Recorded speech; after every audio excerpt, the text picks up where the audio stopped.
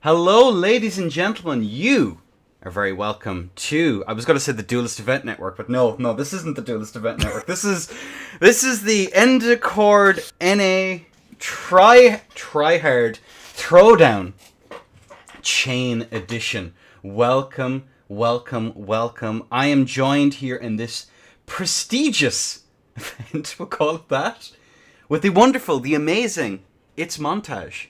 Hello, Montage. Hello, everyone. Welcome to the Duelist Event Network. We are doing a wonderful... We got a banger for you guys in the chamber here. This is the Chain Tournament. It is a very, very coveted thing. If you guys have seen this bracket, just know that you are in for an absolute treat today. And do you have any lore for us about the Chain in this Chain Tournament? If there's anything you could add here for the people. So, a very, very, very, very long time ago, while we were pissed off at 2-minute disconnects, I was pushing for Seamless, and an opportunity did strike itself. One of Steel's viewers did decide to fund an absolutely crazy bracket back in the day. I think it was 2022, nearly God knows how long ago it was now at this stage. But yeah, a tournament was hosted by a member of Steel's community, but through the Den back then, myself and LBU hosted around this time of the year, around this time 2 years ago now, I think, at this stage.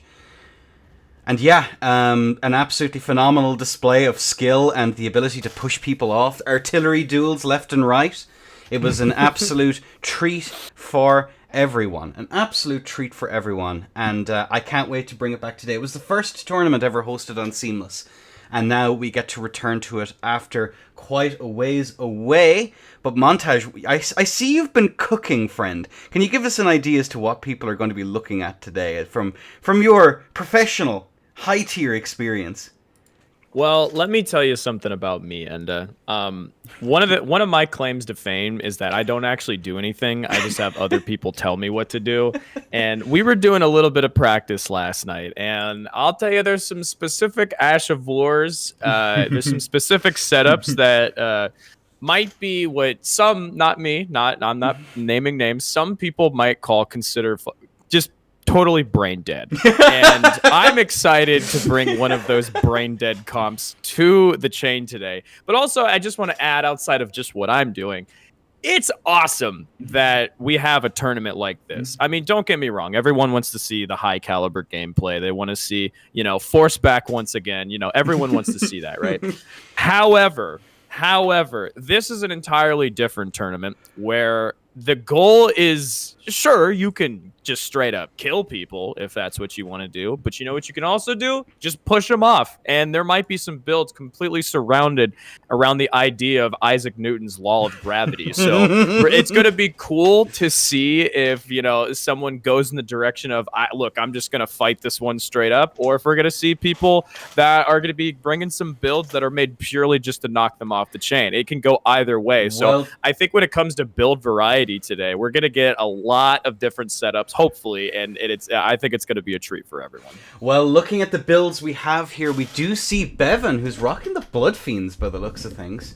Interesting choice there. Arcane is on 50, 10 Dexterity, 21, and of course the Vigor is, of course, locked at that 60. And then, of course, look at Embern, rocking on the 49 Dexterity, the Whip, and the Whip on the Waki Rock. Interesting. Wow. And one more turn. It's like on an the homage to you. It's an homage to you in like DS3, right? Yeah, End of the Whip. The Enda tech lives on, ladies and gentlemen. But either way, we do have both of our contestants in. We do have Bavon in the near corner, Embern in the far, and let's hope all of this works. All right, ladies and gentlemen, let's crack on as we are going to get ourselves a tournament here one way or the other, as it does seem as though Bavon, rocking on those Blood Fiends, as we do see the Flame Spear coming out there, but the JL1 from Kilo going to try and land there, but the off dagger, Bavon's very close to the edge, as we do see that pressure, the Wacky, they're going to do some serious work here, as it does seem as though the JL1 is going to come back up over the top, the Flame Spear once more, Bavon tries to get the roll catch, does get it, Embern is very low right now, as the whip is going to come out the rack, actually getting that interrupt, into the bleed proc, into the attack, almost managing to get that bit of push back there as well, is Bavon, as we do see that whip come through there. Embern is very low. She's off the edge, and that's all she wrote. Bavon. Up out of the tier. That was a tier skip, right? That was it. I believe with the bleed proc. Yes, indeed it was. And oh my god, no one was knocked off in this first round. Monty, is this how we expected it to go? Well, I'll tell you this. I expected that to go with Bavon, right? Everyone knows Bavon as this absolute just Terminator when it comes to just playing the game. It is by no surprise to me whatsoever that Bavon was just like, fuck it, we ball. We're just going to fight, okay? We could do the knockoff thing. I can trust my reaction rolls. We will be fine. I'm just here to just do my thing, and that is destroy the other person. Gravity, cool if it happens, but I'm going to demolish you regardless. Well, yeah, indeed. And looking at that there, like, obviously people will say that there's, like, different setups that are going to function quite well all the way across. You know, there's different setups that would be good here.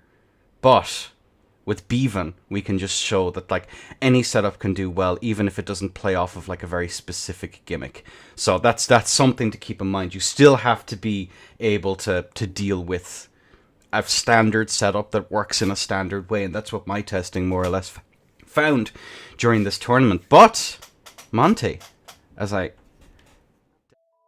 there we go, hey, we fixed it. Hey, we do have both of our contestants in once more. Will I give you the count in? Oh, please do. All right, in a 3, 2, 1, go. All right, and we are off. We're going to see, it doesn't look like we're going to have really any changes. It does look like Embern has opted for the bleed talisman. I can't remember if they had that last round or not. It looks like they want to reset here. Okay, just another one. Boom, and now we're off, baby. Let's go. Okay, so now the players are drinking their flask. Actually, Bavon says, never mind. That would have been really Chad if he just said no flask. I'm just going to raw dog this one, but either way. I do like the idea. Okay, so we have the hyper armor and the off rack, and just kind of the annoyance keep out of the poison tooth whip. I mean, what's one thing that really makes this tournament interesting is that you kind of can't really do side rolls. You basically have forward and backwards. So I'm wondering if these.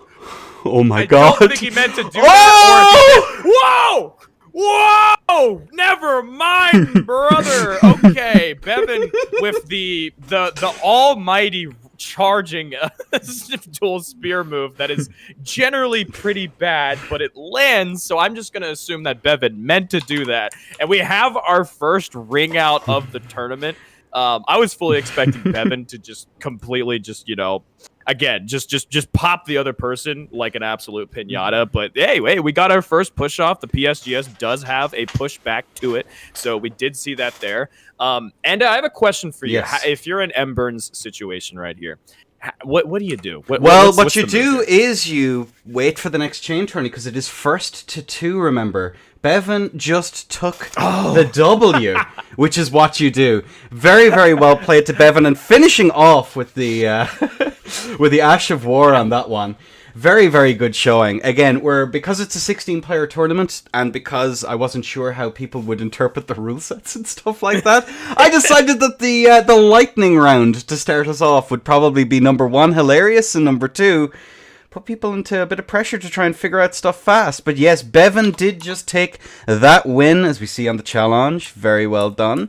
And I just want to take this wonderful opportunity really quickly to thank Dusty Gale, who's being very kind and helping us in the background here.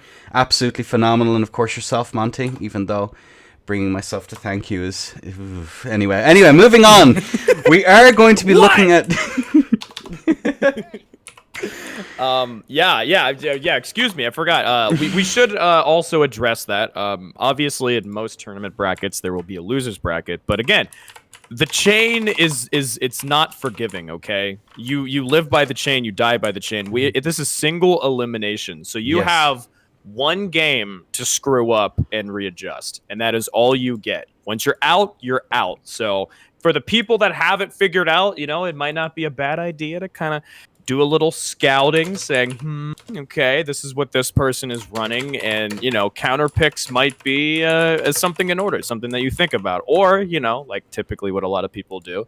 I'm just feeling comfortable on this weapon setup. I'm gonna stick with it. We're just gonna see it. We're gonna ride or die with it all the way down to the pit of this chain. So. And down you go. All right. Well, we'll get our next two players in. It is going to be Frosty Voices, the Rust Bucket. I'm pretty excited for. What a first round match.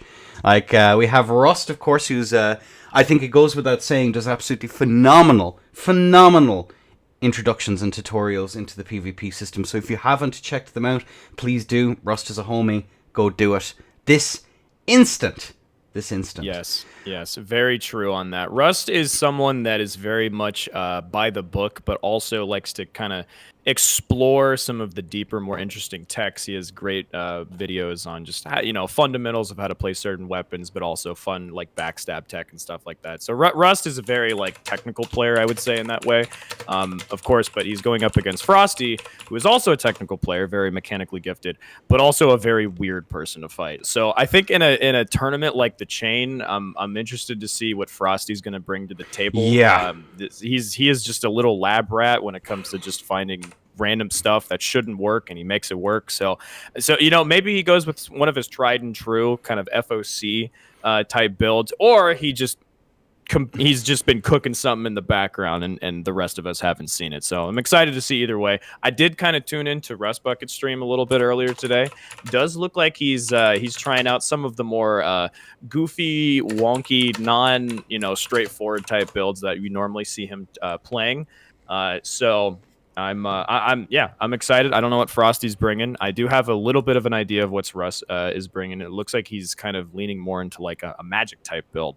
And I was doing a little testing last night myself. I tried like a Faith and to use all of these casting things to kind of like, what's the creative way to push people off the ledge? And I am not mechanically gifted, so I could not make that work.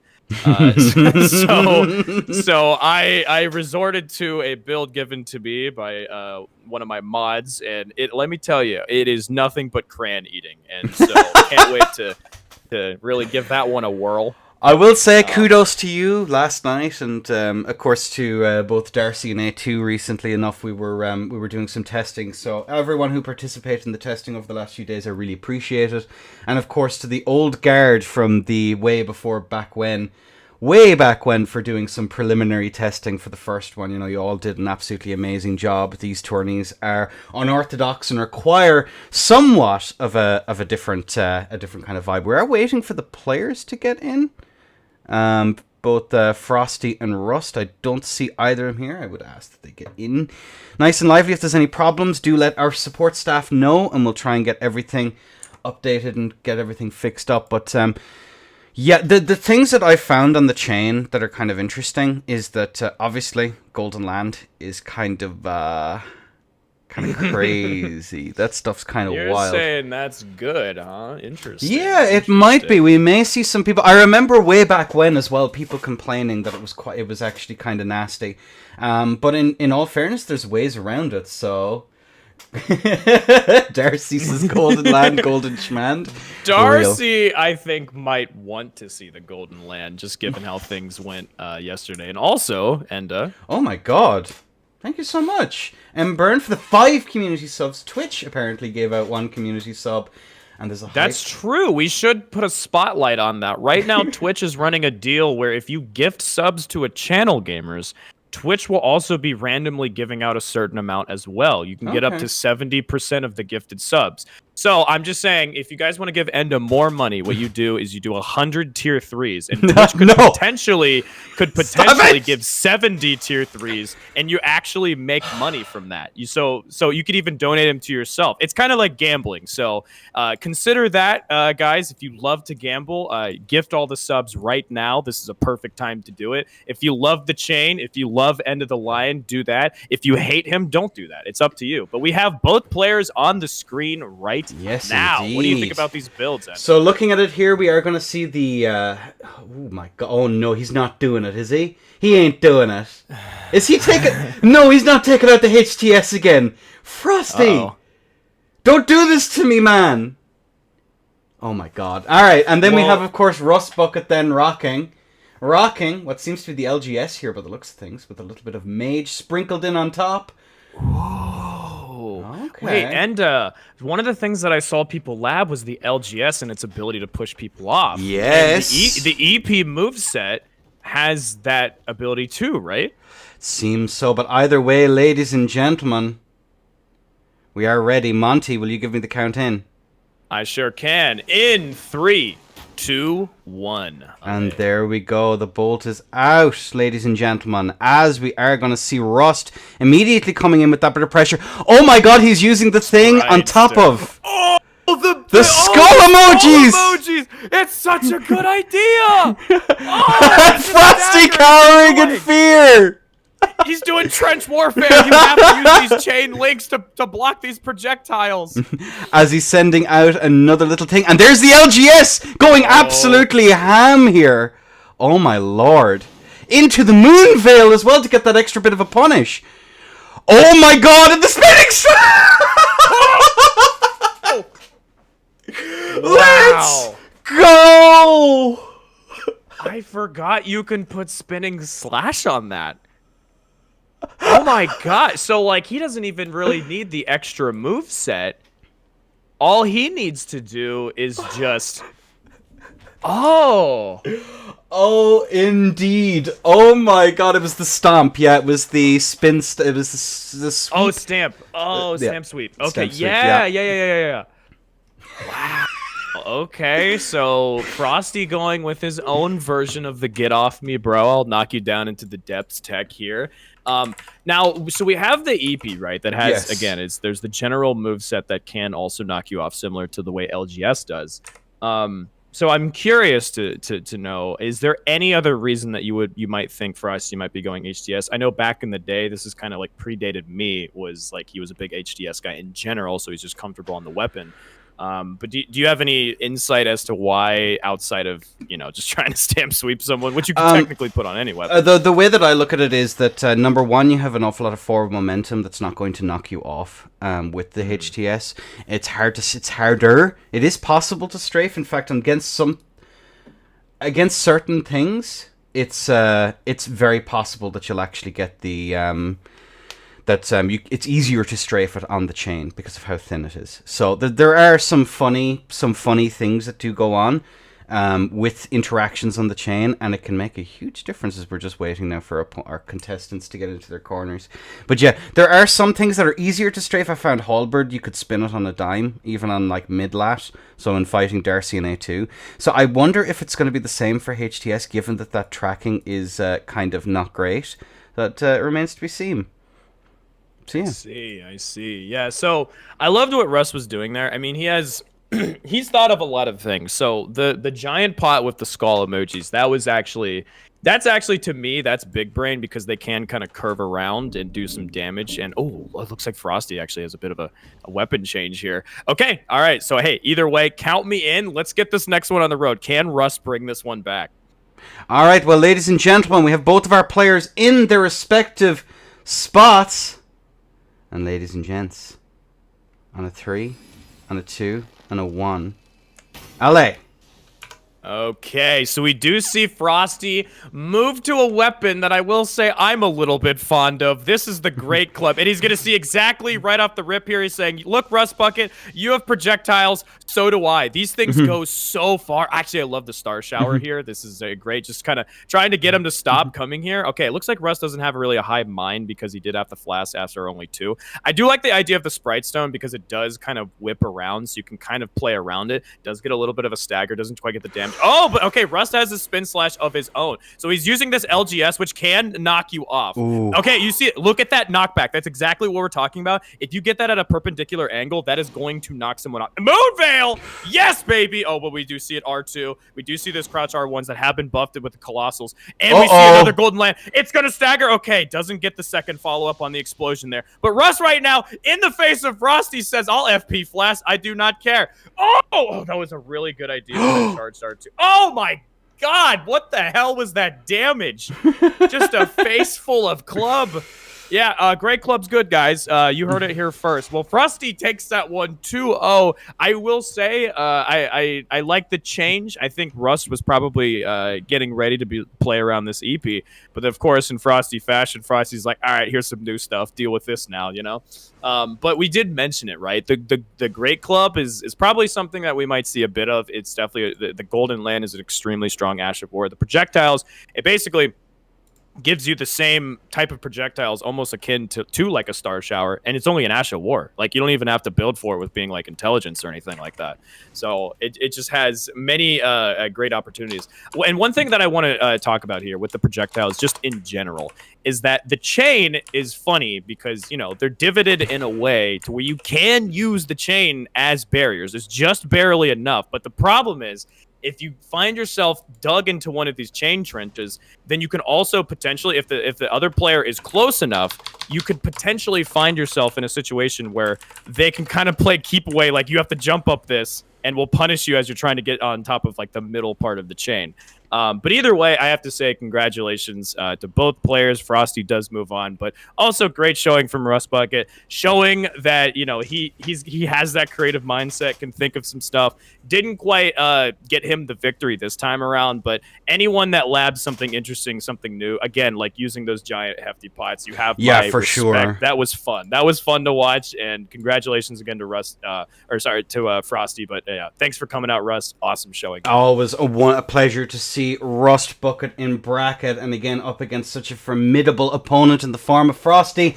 There is no shame in not making it past here, but ladies and gentlemen, we do have a sneak peek at the other stuff. Look at all of this. Mythrable, of course, on the 52 strength, 37 end, 16 faith, and I know that Myth has been doing an awful lot of cooking, and we see that the cook is indeed there. It does seem as though it's going to be another Golden Land by the looks of things, versus Jack, who's rocking, it's the Sword of Solitude with an off deck.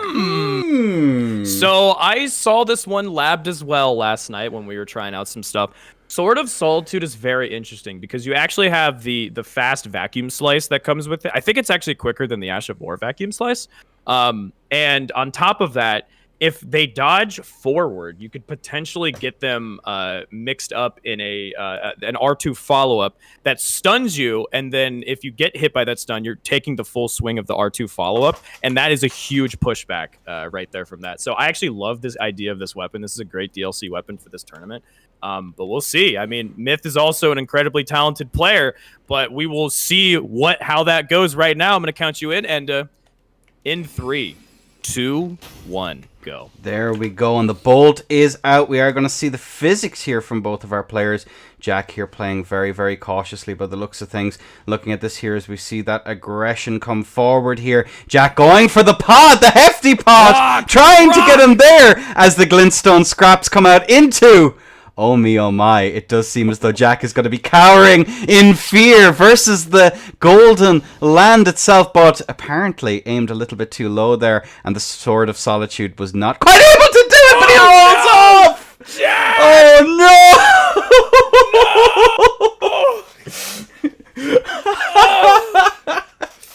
no! Jackie boy, no! You hate to see it as a sports fan. Well, Myth basically gets a round 1 there by scaring Jack with absolute bullet hell. I love the idea of mixing in Golden Land with the glintstone scraps. That just makes it an extra element of this fucking sucks.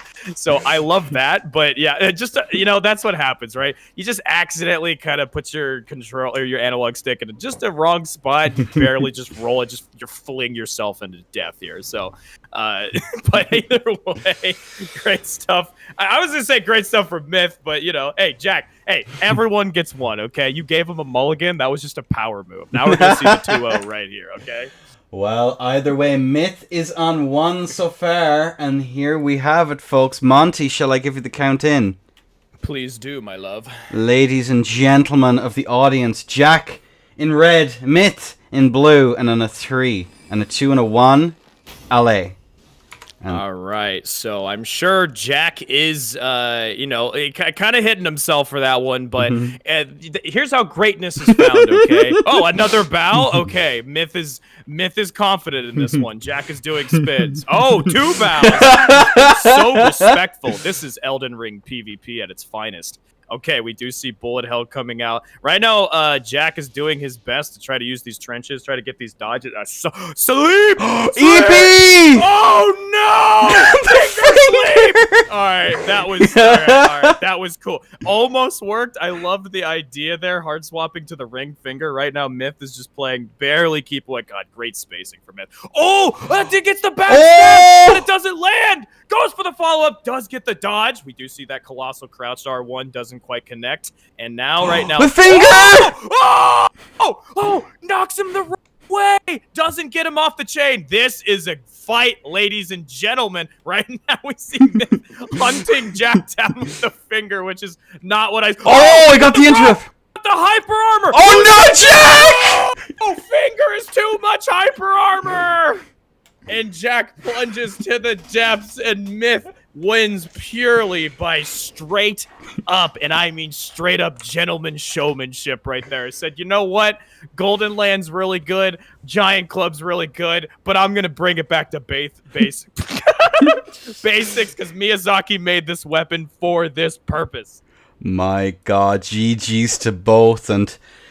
I'd have it no other way. 2 ring outs for the full match. I think, that definitely helps. The finger was definitely one of the plays ever. And Jack, to be fair, did not know that the hyper armor would cancel out the knockback on that particular one. So that is kind of interesting. It could have very much actually worked in his favor had the plan gone to fruition. So, while we can say this, Myth did blunder just a little bit with that sleep pod, had an opportunity to end it there and then, but Jackie was just too tricksy and got away. And then he said, "Fly, you fools." And then we got that's how the tournament ended. All right, ladies and gentlemen, well, it does look as though we have 2 more contestants in. Raincoat versus Ricky Poncho. Raincoat, of course, having done quite well in the FOCs after the last while, so I'm super stoked to see how they're going to go here. Do you have any predictions for how this one is going to go? I know Raincoat is a lover of the off-rack main hand backhand blade. Do you think we're going to see him use this one? I'm not sure. So Raincoat, I only recently, kind of got to see some of what they're capable of. Incredibly gifted players. So awesome stuff. What I've seen them pull off again, like in these tournaments. Ricky Poncho, however, I don't have any data on Ricky Poncho personally. So I'm gonna say that this one is just going to be a slobber knocker of interesting builds. I know you said the off rack, but here's the thing: What if both of them just decided to do pure rock pot spam? Also, one thing that I want to bring up here, Enda, I think the people should know this because we haven't seen it yet, and I'm genuinely baffled as to why we haven't. Okay, there's the off rack. Good call there. We have blocky into off hand axe. All right, this is nuts. But I was gonna bring up players can use 3 golem great arrow shots. Yes. No one's done it yet, and it's it could just be an instant win if you just get the right shot angled the right way. No one's done it, so I'm kind of interested. Maybe we see more of that going forward. But it looks like a lot of the players have kind of just sort of treated this tournament like it's like any other FC. I'm just gonna bring my thingy that I do well with, and it's gonna just work here. And we'll see. We'll see. All right. Well, it remains to be seen as we have Raincoat and Blue all the way over there. Well, Raincoat actually and Blue all the way over here versus Ricky Poncho, who's on the far side there. Monty, will I give you the count in? Please do. Ladies and gents, on a 3, 2, 1. And away we go. Alrighty, gamers. So we're going to see. I do love the idea of the off-rack shot. So, of course, you do get the hyper armor. And then matching that with this walkie. So it does look like Raincoat is opting for this just high damage setup. But is that? Please tell me that's hand-to-hand. Wait, is this... Wait, hand-to-hand fight? Hand-to-hand? The kick versus the hand-to-hand? Just boxing. This is so Irish. Oh, it's a kick fight. They've opted for a kick duel. Oh, who will have the greatest feet? Who is more Bruce Lee? G9 smiling. Oh my God. We do see the first kick on Ricky, but it doesn't kill Raincoat. We do see one to the chest, another to the chest. A good roll right there. Gets out of the way, but we're seeing some hops, some skips, some ducks, some dives. A double kick. It cancels each other out. This is almost off the edge.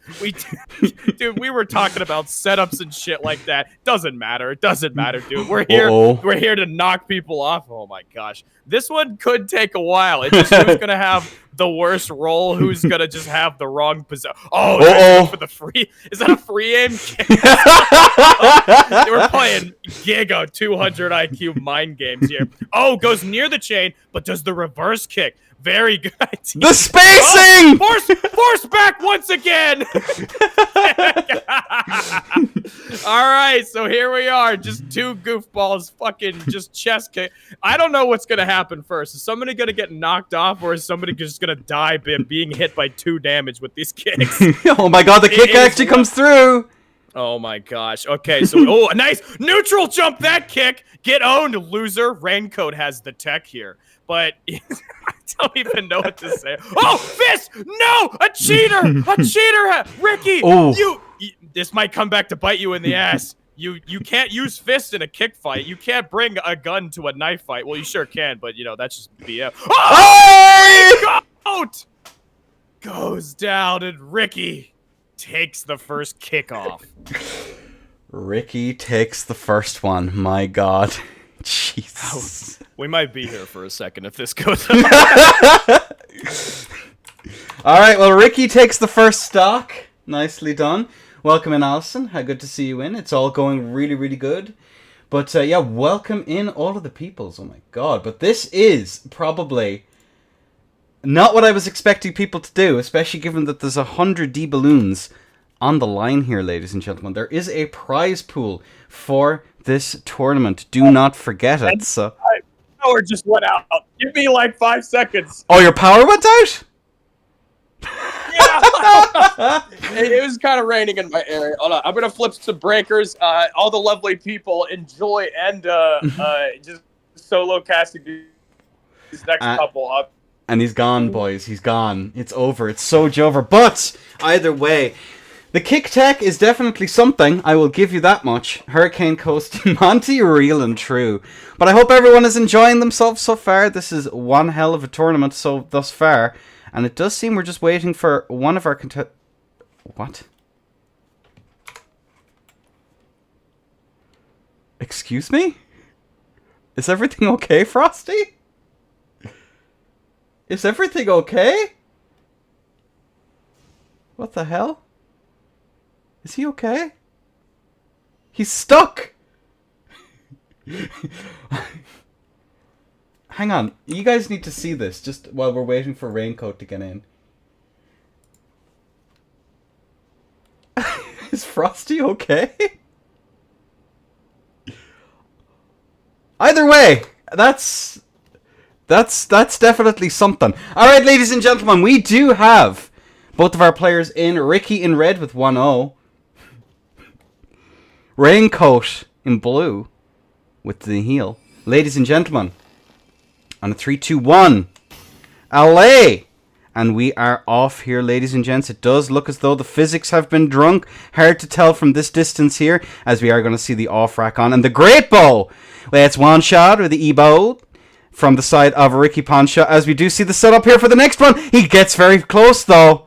as we are going to see Ricky now been put under a bit of pressure. The L1, R1, keeping up that nice little bit of pressure here. Another L1. We do see the trades coming out here. The kicks coming out here from Poncho, who does go for those R2s. But the trade on the Raksasha, keeping up that pressure. Looking at this here, we do see the runaways. The L1 comes out now as well. The blink bolt into the R2. Raincoat is not done yet. Into the trade there with the rack.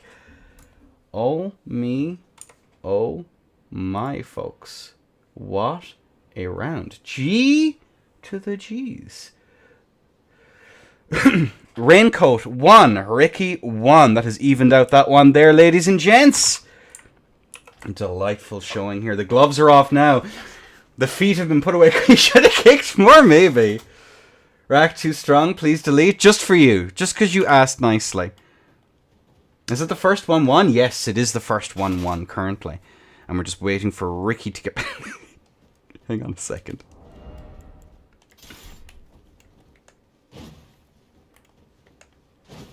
I can't help him. It's too late. Frosty's stuck, men. Alright, well, we do see someone else in here. Waiting to get in. Let me see. Ricky Dex. Dex. Alright, we're just waiting for Ricky to get into the world right now. I can't respawn. I just restart. I guess I'm a viewer to my world where my power comes back. My god, don't help him, he's okay.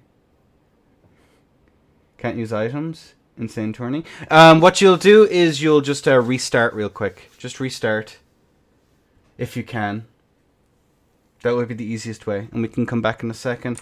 But yeah, I'm kind of curious as to... So the rack obviously is very, very strong. Join call on mobile. The Frostman is coming, dude. But yeah, just restart again. Because we're doing so much stuff, it's kind of weird.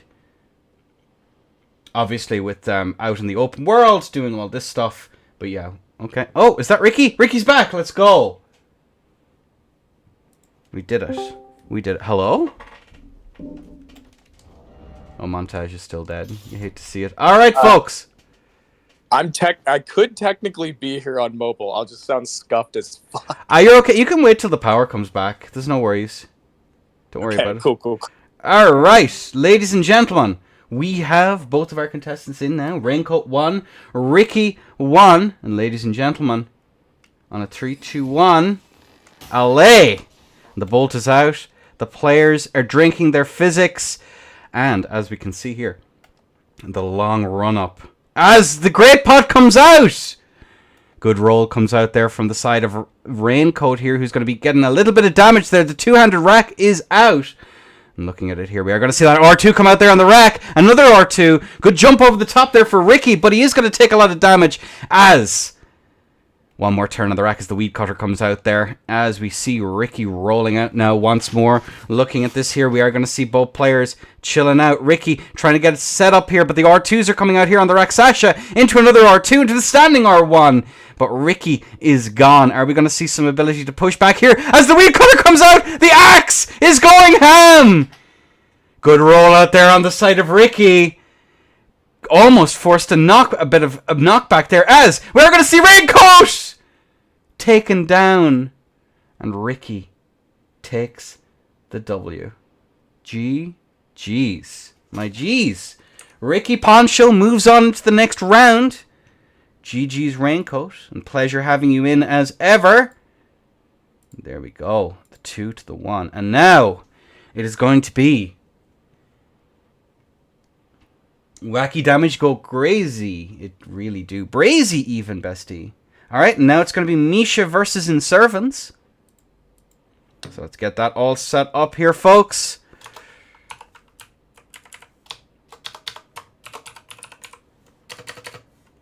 There we go. Misha's going to be in blue, and Inservants will be red.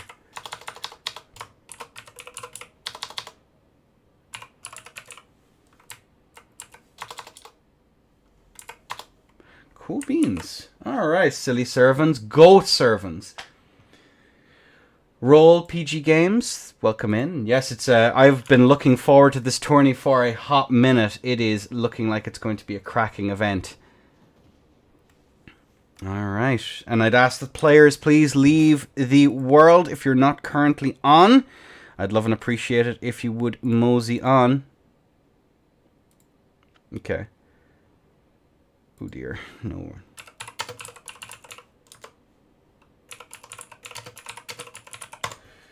Alright, is Frosty unstuck? That's a very good question. Oh, and Servant says he's left. No, Frosty is still very much stuck right now. He's gyrating. The mix potential, dude. The mix potential, dude. It's so fucking funny. It's definitely something. We seem to be having Misha's... Ooh, that doesn't bode well.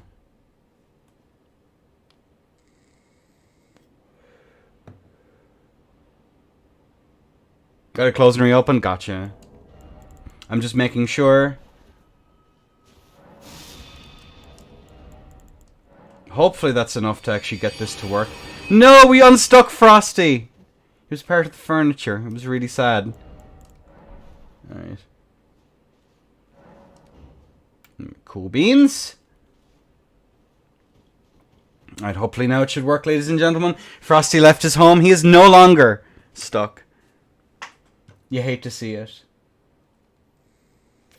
Furniture Frosty was a good addition. It really added to the value of the house, I think. Well, I say house. It's more of a chain, really. But yeah, cool beans. Cool beans.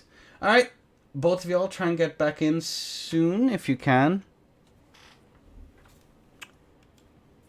I may have to restart. Frosty is no longer a snowman. You hate to see it. Are we still having issues getting people in? Because we may.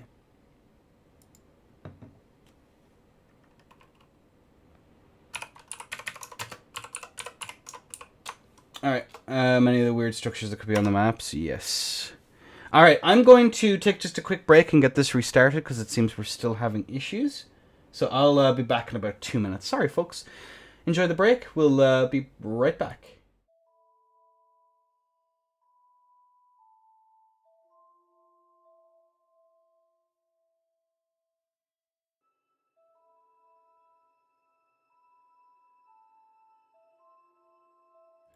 Alright, folks, we are back, and we are in business. Still no sign of the montage, as we can just take a quick peek at the builds. Looking at this, it's going to be 54 strength, 45 endurance from the side of Misha, with a little bit of dexterity and a little bit of arcane. On the Bear Claws versus in Servants, rocking that strength with just a smidge of dexterity for good measure. But we do have both of our players in and ready to go. Ladies and gentlemen, on a 3, on a 2, on a 1. Allez! And the bolt is out, ladies and gents, as I just have to restart some software. Let's go. One moment. Why is this being difficult? Insert DLL. Yes, there we go. Okay. Whew. Jeez Louise. Ugh. And there we go. I love seamless and having to restart stuff as the Palm Blast comes out there from the side of Misha in Servants, forced back, as we are going to see the hand-to-hand coming out here on the side of Misha. Looking at this here, as I need to get my stuff up so I can see what's going on. We are going to see these runaways here coming out from the side of Inservants, who gets that trade out. Misha's taken a lot of damage here. Inservants more or less untouched, as the Giant's Hunt is going to connect into the finger! Into the knockoff! Jeez Louise. Very nicely done. I'm glad I caught that. Holy moly. The finger is actually super dangerous now that I think about it. Super dangerous. Because look at that. You have the ability to force pressure. They can't engage at you for a moment. And then you have that insane knockoff as well. Really nice stuff. Really dangerous stuff, in fact. Very nasty. GG's to both. The Bear Claws as well are kind of interesting for a bunch of reasons too. Just because they do have that very fast hyper armor that can come out, but the angles that come out there, and that very fast hyper armor Ash. On top of that, then as well, of course, you have the just the insane amount of distance that thing can cover. But ladies and gentlemen, in Servants 1, Misha, Nihil, LA. And there we have it. We are going to see now both players going for their respective buffs. In Servants, with the great bow shot, that's a 1 E-bolt. There's 2 E-bolts. And the swap back over then onto the sword lance there to get that extra bit of pressure. Misha is going to go for that, and the Giants hunt off the edge! Holy moly! It's Servants, you monster! You monster! She'd a wife and kids, bro! Holy sheesh! In Servants, moving on into the next round.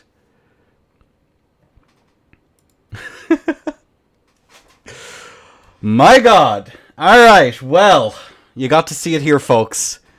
Giants Hunt is good. So, because it does seem as though that Montage is still gone, not looking good.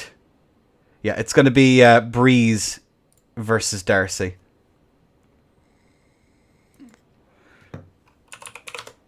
Alright, so we're going to go Darcy into Breeze. So let me get all of that shenanigans set up, folks.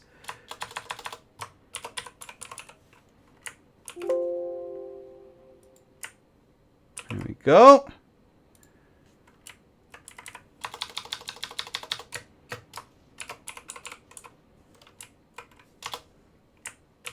Neat. Alright. Is it easy being Breezy? It's not easy being Barneasy, though. We all know that. A little bit of BM. I wish I could bring the Crayon Eater build out. I wish you could too. But that's okay. It happens. Alright, so as we have both players in, folks, let's just take a quick peek at the builds. Make sure that that's all right. Darcy, yes, is going to be rocking the 54 strength. And the Gugs versus Breeze, who's also on a Gugs, with the off stock as well, by the looks of things. Interesting. An int build here from the side of Breeze versus the straight strength there from the side of Darce. Interesting. Well, ladies and gentlemen, remains to be seen how this one is going to go. And ladies and gents, Royal Greatsword, gotcha. And a 3, and a 2, and a 1. Alley! And the bolt is out. The players are rushing forward as we do see the immediate physics here for the side of Darcy. Breeze here taking his time, not wanting to be punished for it, as we are now going to see both of them meet here in the middle. Goes for that running attack. There is the side of Darcy. We do see apparently getting caught in something. There is the side of Breeze. Darcy going for that there. Crouch R1's coming out here as neither side wants to be the first one to come in close. And the backstab grab is tragic. Into the stab sweep! Into a loading screen.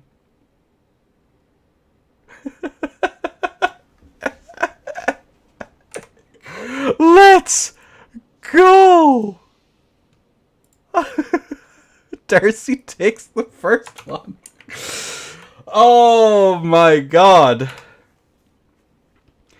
Hells to the yes. Darcy taking the first stock. Breeze having to figure it out. And we have both of our contestants in and more or less ready to go. Ladies and gentlemen. On a 3, on a 2, on a 1. Boom! And away we go. And looking at this here, we are going to see the run forward here from the side of both of our players.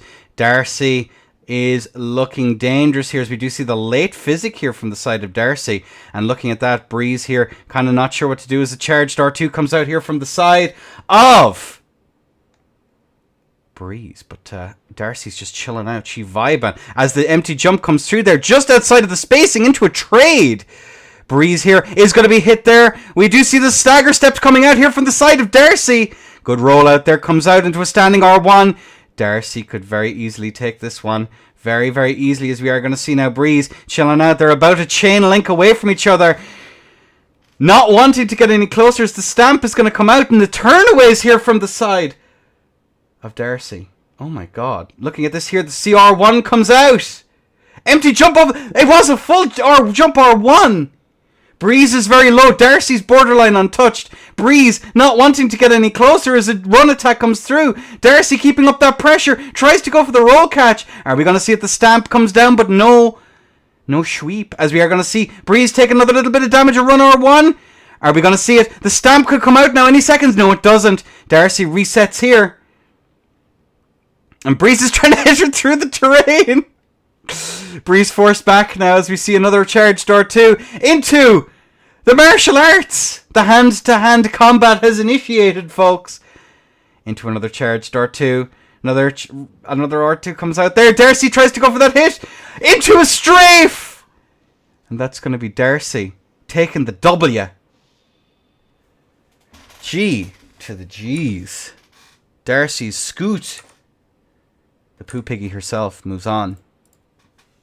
Oh me. Oh my. Alright then. So that is going to be Darcy on to Breeze. Nihil. And that's a GG's. G to the G's.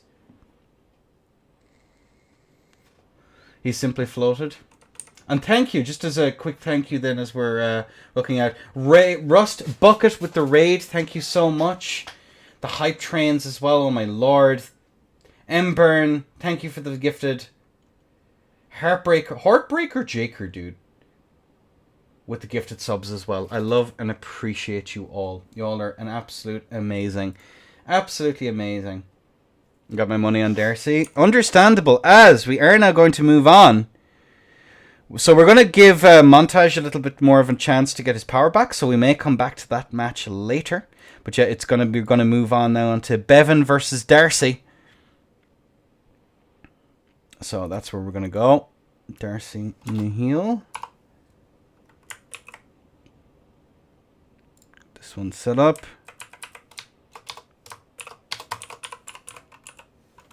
Let's frickin' go. No, that's two Darcys. Never mind.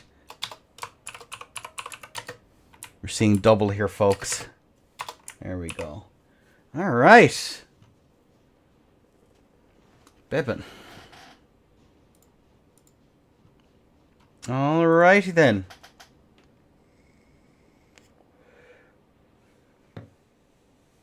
So, I put 10k on Darcy. Understandable. Understandable.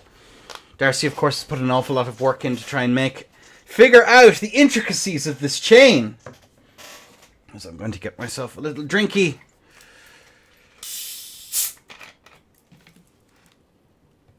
I wonder what Montage is doing now. Is he lost? Is he afraid in the wilds without his internet connection? Is he gone backwards in time? Is that what's going on here? And of course, this is going to be a best of 5. Here, of course. First to 3 as we move on to wave 2. Flashlight in his home eating boiled ramen over a flame. That does check out. Man, I missed the Frosty in the corner. Unfork. Oh, Darcy is warped. Let's go. Frosty is with us everywhere. There's a bit of Frosty in all of us, for sure.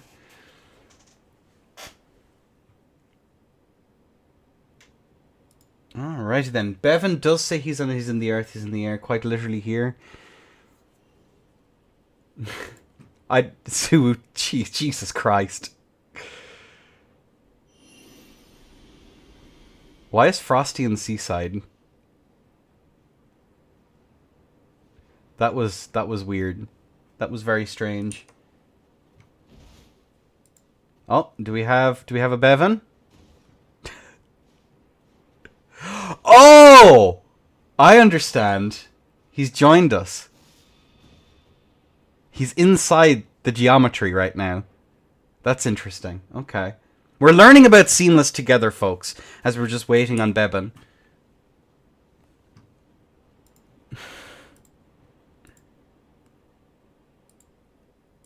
Yeah, no sign of Bavon just yet. Come on, Beb's bestie. What's been your favorite round so far? I think the giant hunt off the edge was pretty pro personally. All right, the beef Stushimi is in. Let's go. All right, folks. Round 2, best of 3. Let's crack on. Darcy versus Bavon. 3, 2, 1. Allez! The bolt is out and the physics are drunk,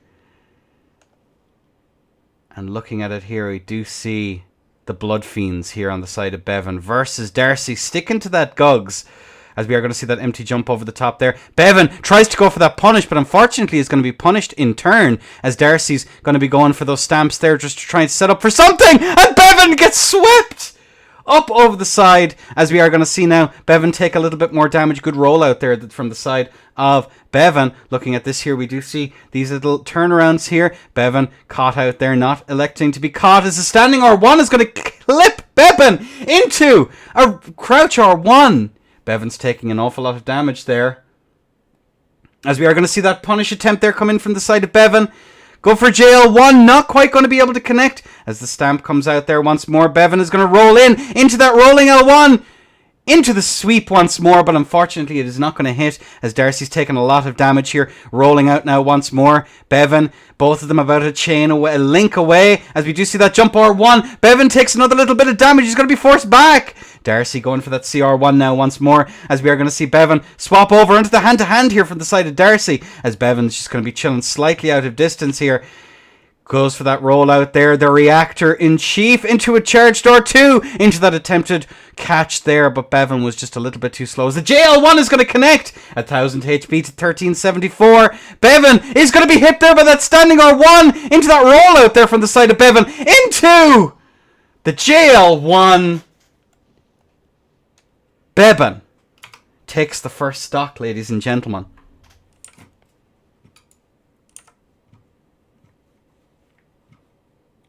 The old guard versus the new blood, ladies and gentlemen.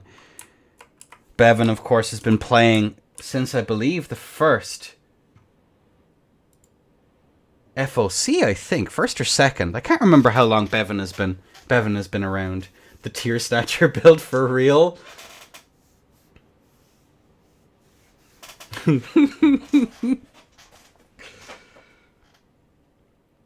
Alright, as they reset into their given positions.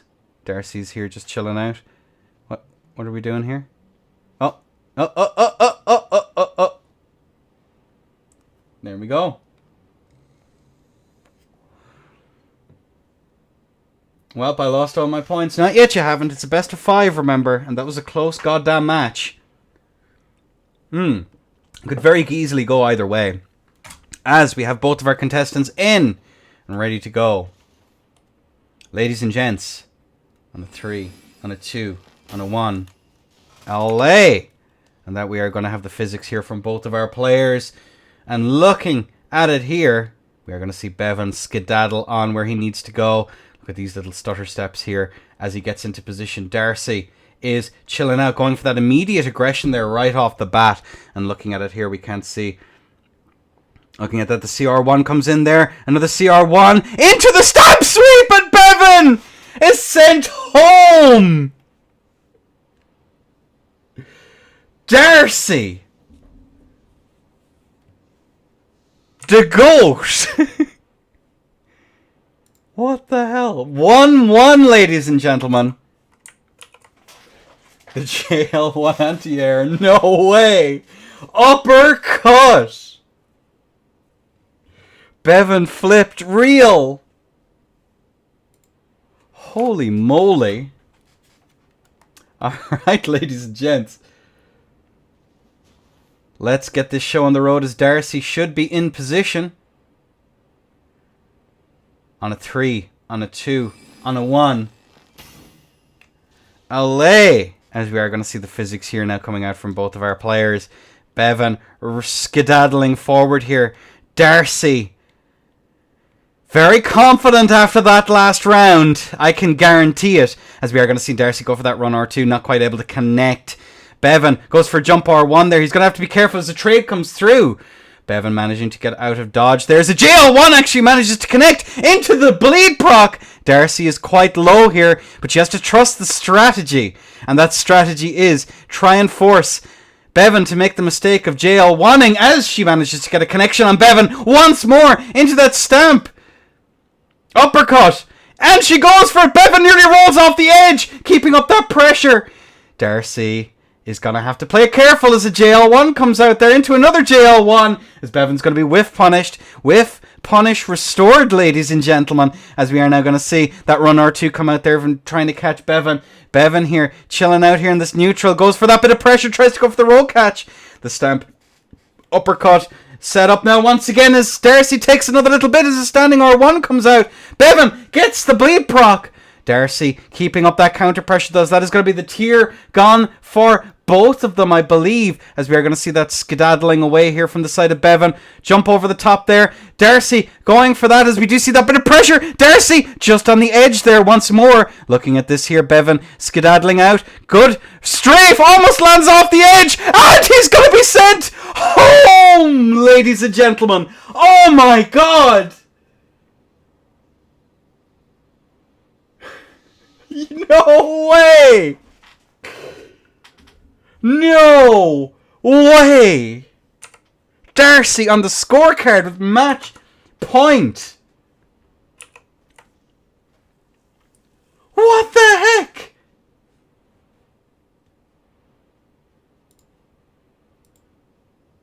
Bro. I love this. Holy shit. What a Tourney pan stamp. We'll see if it desyncs, guys. That's going to be the real one. That's going to be the real one. If it desyncs, we can ban it, okay? How does that sound? Alright, boys and girls. Ninbies. The whole 9 yardsy. On a 3. On a 2 and a 1. Darcy with match point. Bavon on the PSGs as we see both players running in. Bavon pulling forward.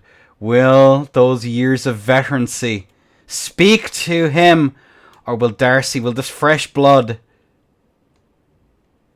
finally be able to take a tourney as it run L1? Oh me, oh my, this is dangerous. As the stamp comes to set up but not going to be used.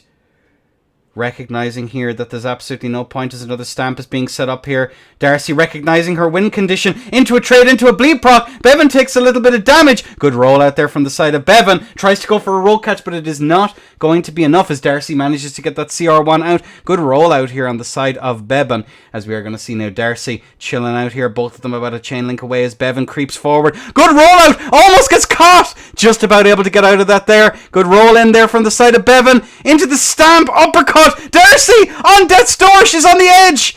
As they jump over the top and Bavon is sent home. Oh my god. Darcy takes the W.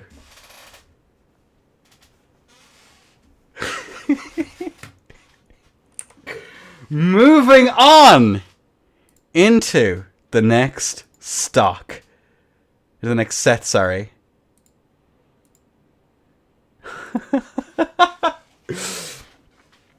Gug's meta is real. Gug's meta is in fact real. The chain cares not for your experience. Alright. Sue. Frosty, dude. Let's crack on. What a tourney. Broken ankles, broken dreams. Oh my lord. Oh my god. Don't be giving me ideas, Gintoro. Don't do that. That's a terrible idea. Alright, folks.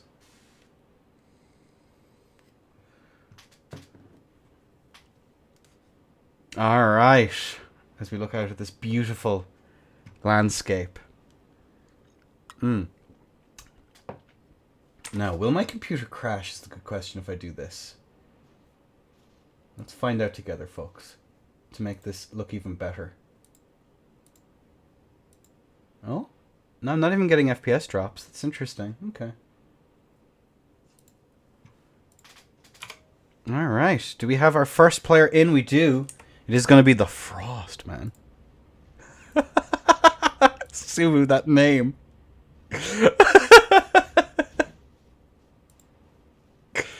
Oh my god. Alright, let's just take a quick look at the builds then, folks. Sumu, on this cook that she's been thinking up the last while. Looking at this, it's going to be the end of 48. 48 strength as well, with a little bit of faith, just a smidgen. Voices! Looking at this here, it's going to be Frosty on the 39 endurance. Dexterity of 50. Both sides. Is it worse than my name? It's pretty harmless. Compared, let's be honest. Let's be honest. Oh. Alright, there we go. Let's get that in. Ladies and gentlemen, both of our players are in. Frosty versus Suwusuri. On a 3, on a 2, and a 1. There we go. The bolt is out. The players running forward. As we are going to see Suwu on the shield poke. Versus the LGS, I believe, here. No, the HTS here. The S-Stock. No, the Epee. The Great Epee on the side of the Frostman. Both sides are on Turtle Poke. Interesting decisions here. Oh my god, he's actually going for it. Into we see a trade here come out. Trying to go for those setups there, as we are going to see some shield pokes coming out here from the side of Suwu. Looking at this here, we are going to see some resets here from the side of the Frostman, who is going to be looking for an opportunity. The kick is going to come out, but unfortunately, it's just going to be a little bit too far away.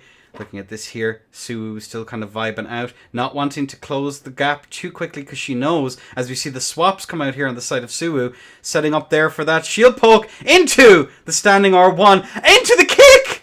The LGS, unfortunately, the tracking not able to do it. Into that little bit of pushback there off the LGS. The kick comes out now once more. Suwu not sure how to engage, but she has lost her trousers.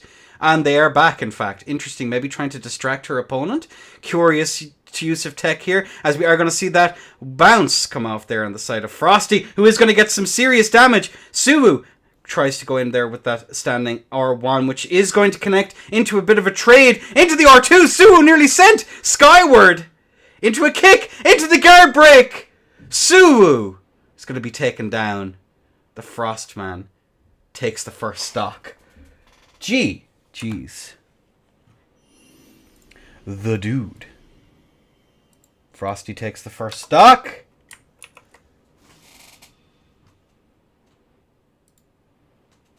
Tear skip looking like it.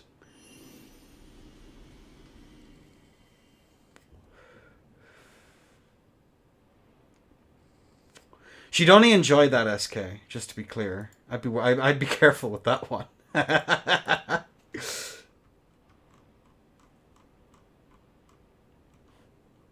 Alright, let's crack on. Let us crack on with this next round as we wait for contestants to get in. I knew she would, goddamn. Goddamn. Alright, Frosty on 1. We're just waiting for our contestants to get where they need to be.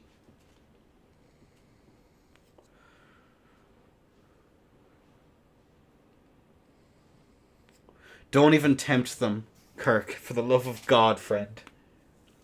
Don't even tempt them.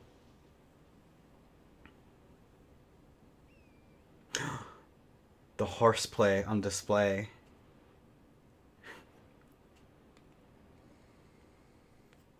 All right, folks. Round 2 of this first to 3. Frosty 1. Suwu, nihil. Ladies and gentlemen. On a 3, 2, 1. Allez. And away we go. We are going to see the physics here from the side of Suwu. Going on to that two-handed. Going two-handed on that fingerprint shield. Interesting choice. Are we going to be attempting to see a knockoff here? Is that what we're... Is that the win con of this? Is Frosty's going to roll away? Keeping that distance. Trying to set up for Suwu to engage. As we are going to see the LGS going for that punish. Keeping up that pressure as the standing R1 comes out there from the side of Suwu. Into that. Managing to hit Frosty with a little bit. Good turnaround there from the side of Suwu as we see the shield waggle. Oh my god, Frosty's just taken a lot of damage into that R2 now once more. Are we going to see the shield crash here from the side of Suwu? Oh me, oh my. No, shield crashes off the edge! Suwu, no! Alright, into the next stock. It's going to be 2 to Frosty so far. Best of 3, remember. No in-game sound. I'm too far away so I can't hear it. Basically.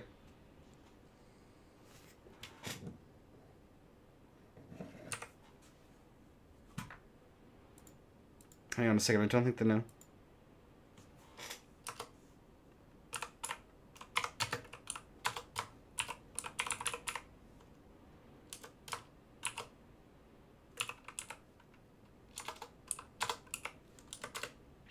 Alright. It is in fact a first to 3 here, folks.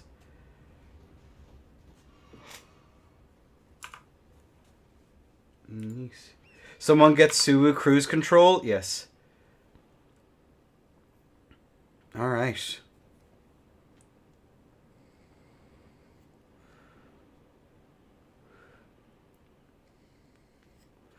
Let's fucking go. Let's fucking go. Alright. Ladies and gentlemen, we have both of our players in and ready to go. And on a 3, on a 2, on a 1. Allez! As we are going to see the run forwards here on the side of Suwusuri. Keeping up that nice bit of pressure. Frosty, cool customer as he is going to be chilling out. There we are. We are going to see Frosty engage first as both sides are on LGS right now. Going for that run R1 there as we are going to see these standing R1s come out into the kick to get that interrupt into another kick. The Frostman setting up for more kick shenanigans. Unfortunately, Suwu is going to get sword bounced there as another R2 into the kick, into the full R2 chain, and Suwu goes home.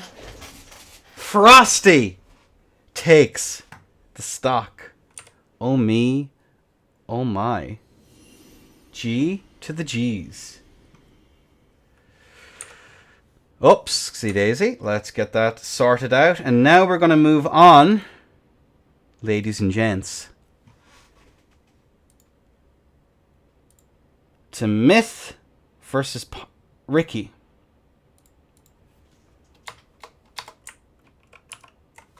There, and I even have it saved from earlier because I can't be arsed figuring out how to spell that on the fly. Let's go.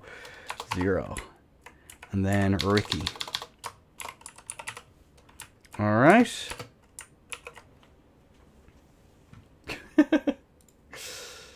Zaid, hello, what's Suwu memeing, or is this two-handed Great Shield an actually viable setup in this match? It may be Zaid. It's hard to tell.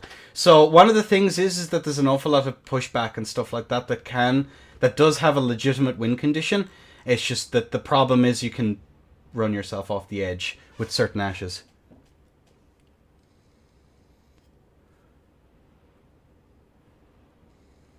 Oh, you're on PC now, Gunnar. That's sick, dude. Let's go. Alright. Myth. Voices. Ricky.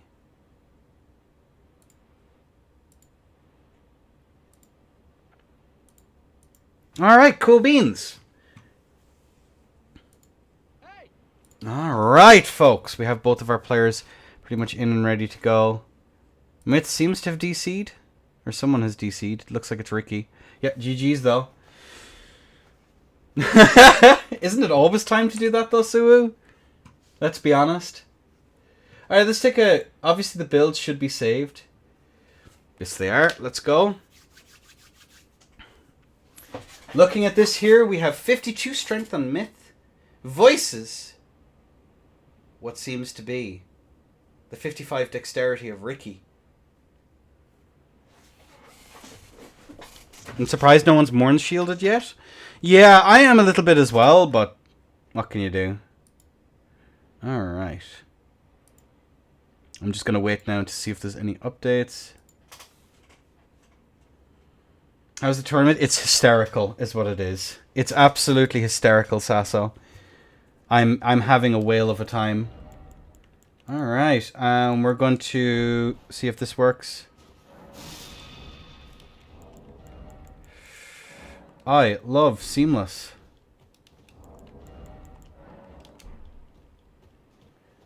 Alright, well, it does look as though another restart is in order, so I'll be back in just a moment. Alright, we'll be back in just a moment, folks.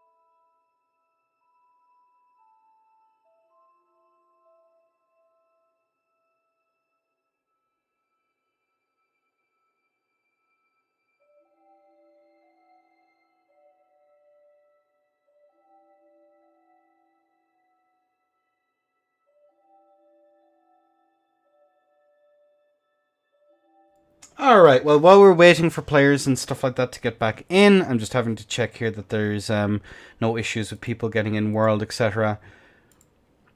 Obviously, Seamless sometimes has funny moments like that. But, lads, what has been your favourite match so far, folks? What has been the favourite? Have you been enjoying? And what was the favourite match? I'm curious. And just doing stinky things, real and true, friendo. Real and true. I still think the Bavon Darcy match is pretty hype. That's my personal favourite one so far. Fingerprint shield running off the edge. That is pretty hype. That was pretty hype. Hang on a second. Why is Ricky still having issues getting in? No, Ricky's in now. Alright, cool. Neat! Gravity is my biggest enemy. Curse you, Gravity! Playing Borderlands 3? Enjoy your Borderlands 3. I've heard it's a really good game. Brother used to play it a lot. Suwu. No. No way. Alright, well, folks. We have both of our players in. Looks like they're ready to go, pretty much. Both players are in.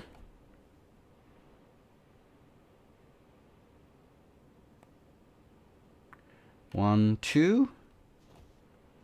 Here we go. Ladies and gentlemen. Let's crack on with this match. Boom.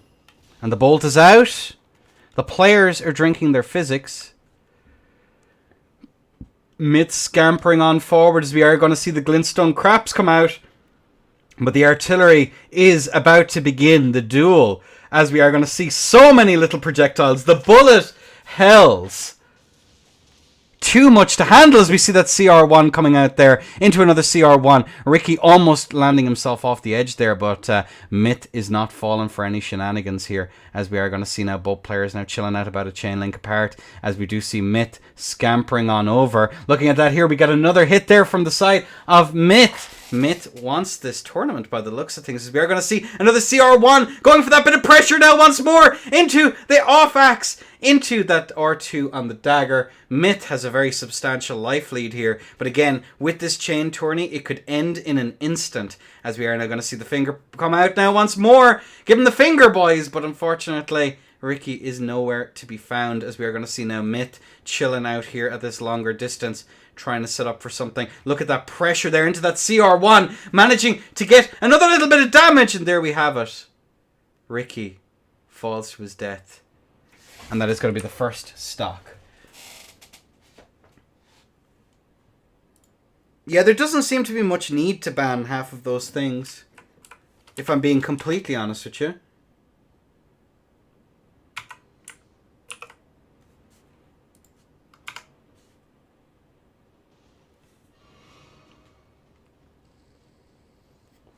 The breadsticks from Olive Garden are indeed pretty goated by the looks of things.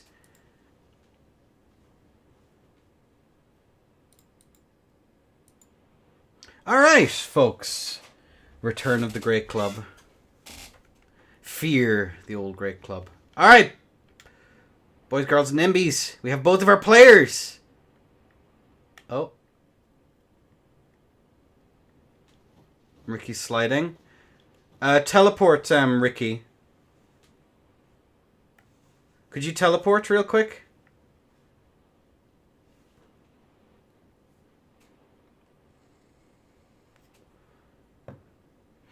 Usually that fixes it.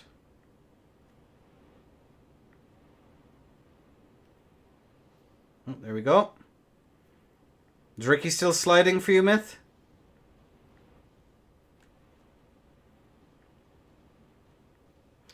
Alright, boys and girls. We have both of our contestants in and ready to go.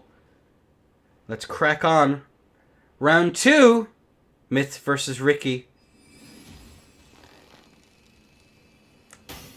LA. As the bolts are out. The players are running forward along the chain, scampering along, as we do see the edge walk.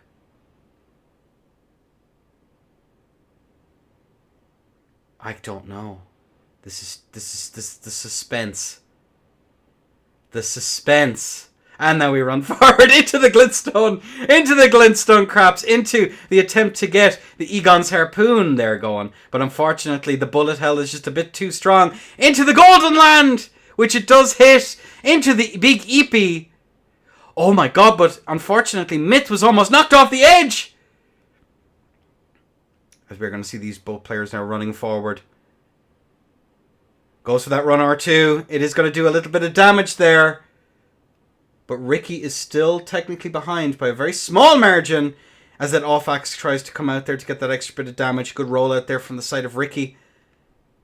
Myth chilling out here, waiting for the aggression to come to him, as we are going to see that CR1 come in through the hyper armor, coming in clutch into a standing R1, but Myth has taken a lot of damage as Ricky is responding in turn. Looking at this, we do see turnarounds there once more. Myth here is chilling out. We see the swap over into the finger, but it's not going to hit. Ricky's getting some good damage into the finger, and away he goes. Send him home, boys. Send him home. Myth takes the stock. 2-0 so far. Kill plus ledges? Yes. Why not both? Why not both?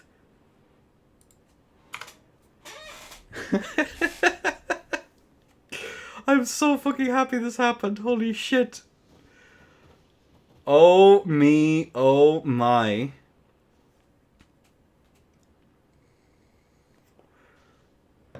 So after this round, we are going to take a quick break and hopefully get Montage back in. Hopefully. Fingers crossed. And we'll get Monty to play his rounds. If not, we'll have to give 2 buys this tournament.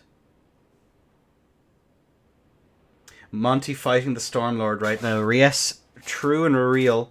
Alright. Welcome in, Kime. Thank you so much for the raid. You're just in time for Myth versus Ricky. Wave 2, first to 3. Ladies and gents. Allez! As the bolt is out, the players are buffing up as we do see.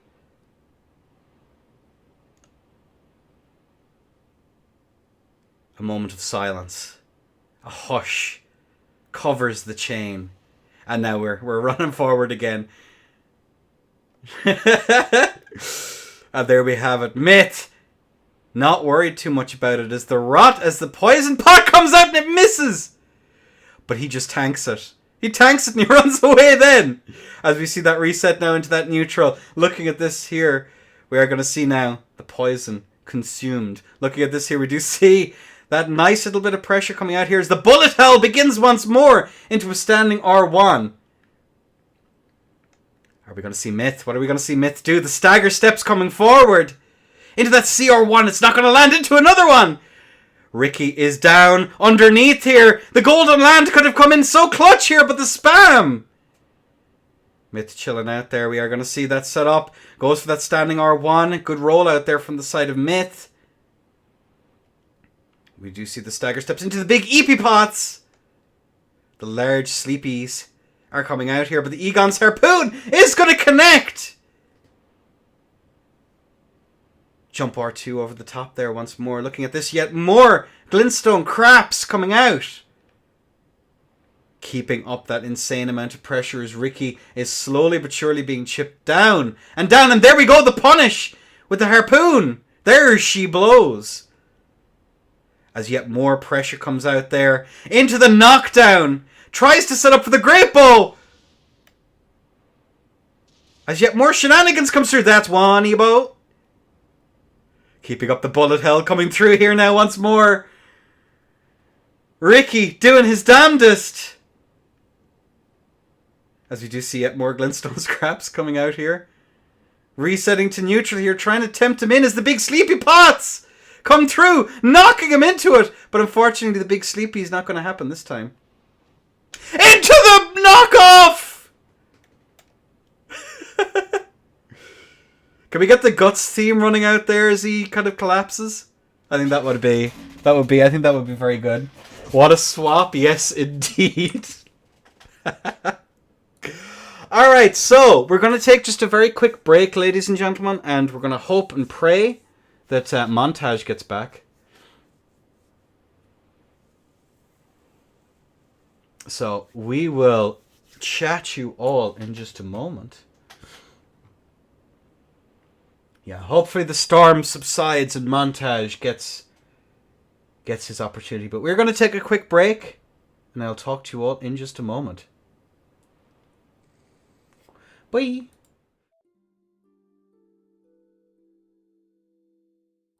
Welcome back, ladies and gentlemen, and I have a very special guest here who has filled in for Montage, given that the weather itself, the earth itself, conspired to make sure he couldn't be here. It is, of course, the wonderful, the amazing Jack of Den fame. Jack, how are you keeping? Hello. I'm good. I'm happy to be here for the first time today. I wasn't playing earlier, actually. Happened, but I'm happy to be here now, seeing for the first time this beautiful, beautiful chain. And the beautiful chain. We are hearing that you're a little bit quiet right now, so if you could turn it up just a little bit more, I'd love and appreciate you. Is this loud enough? Do you need me to just start, like, screaming? No, that should be fine. I can tinker with it a little bit on my end as well. So we're going to be good. All right, thank you, folks, for that bit of feedback. I do appreciate it. But yes, looking at this here, we have had an absolutely amazing tournament so far. That Jack guy, though, it was a shame. How did you enjoy playing in this absolutely exceptional, very competitive, very try-hard bracket, Jack? Dude, I wasn't around for, like, the first one, and I don't bother with, like, fucking invading, so I never got fog-walled at Fire Giant. I've never, like, touched the chain. This is my, like, first ever experience. And forgetting to set up the physic on my character, I think, was really the cherry on top of a shit performance. I'd like to think that preparation is for nerds, and you get by just winging it and being cool. All right, No, that's true. That has been my attitude towards pretty much every tournament I've ever played in. I just thug it out on tournament day. And set the build up about an hour before. It'll be fine. It's fine. All right, but we are just waiting now for Inservans versus Mag Casual to get in World. It would be phenomenal if you could. Let me just make sure that they're all aware. And we are getting our first contestant in. Magnificent. So it's going to be Inservans on the left, Mag on the right. Cool beans. Let me set that up.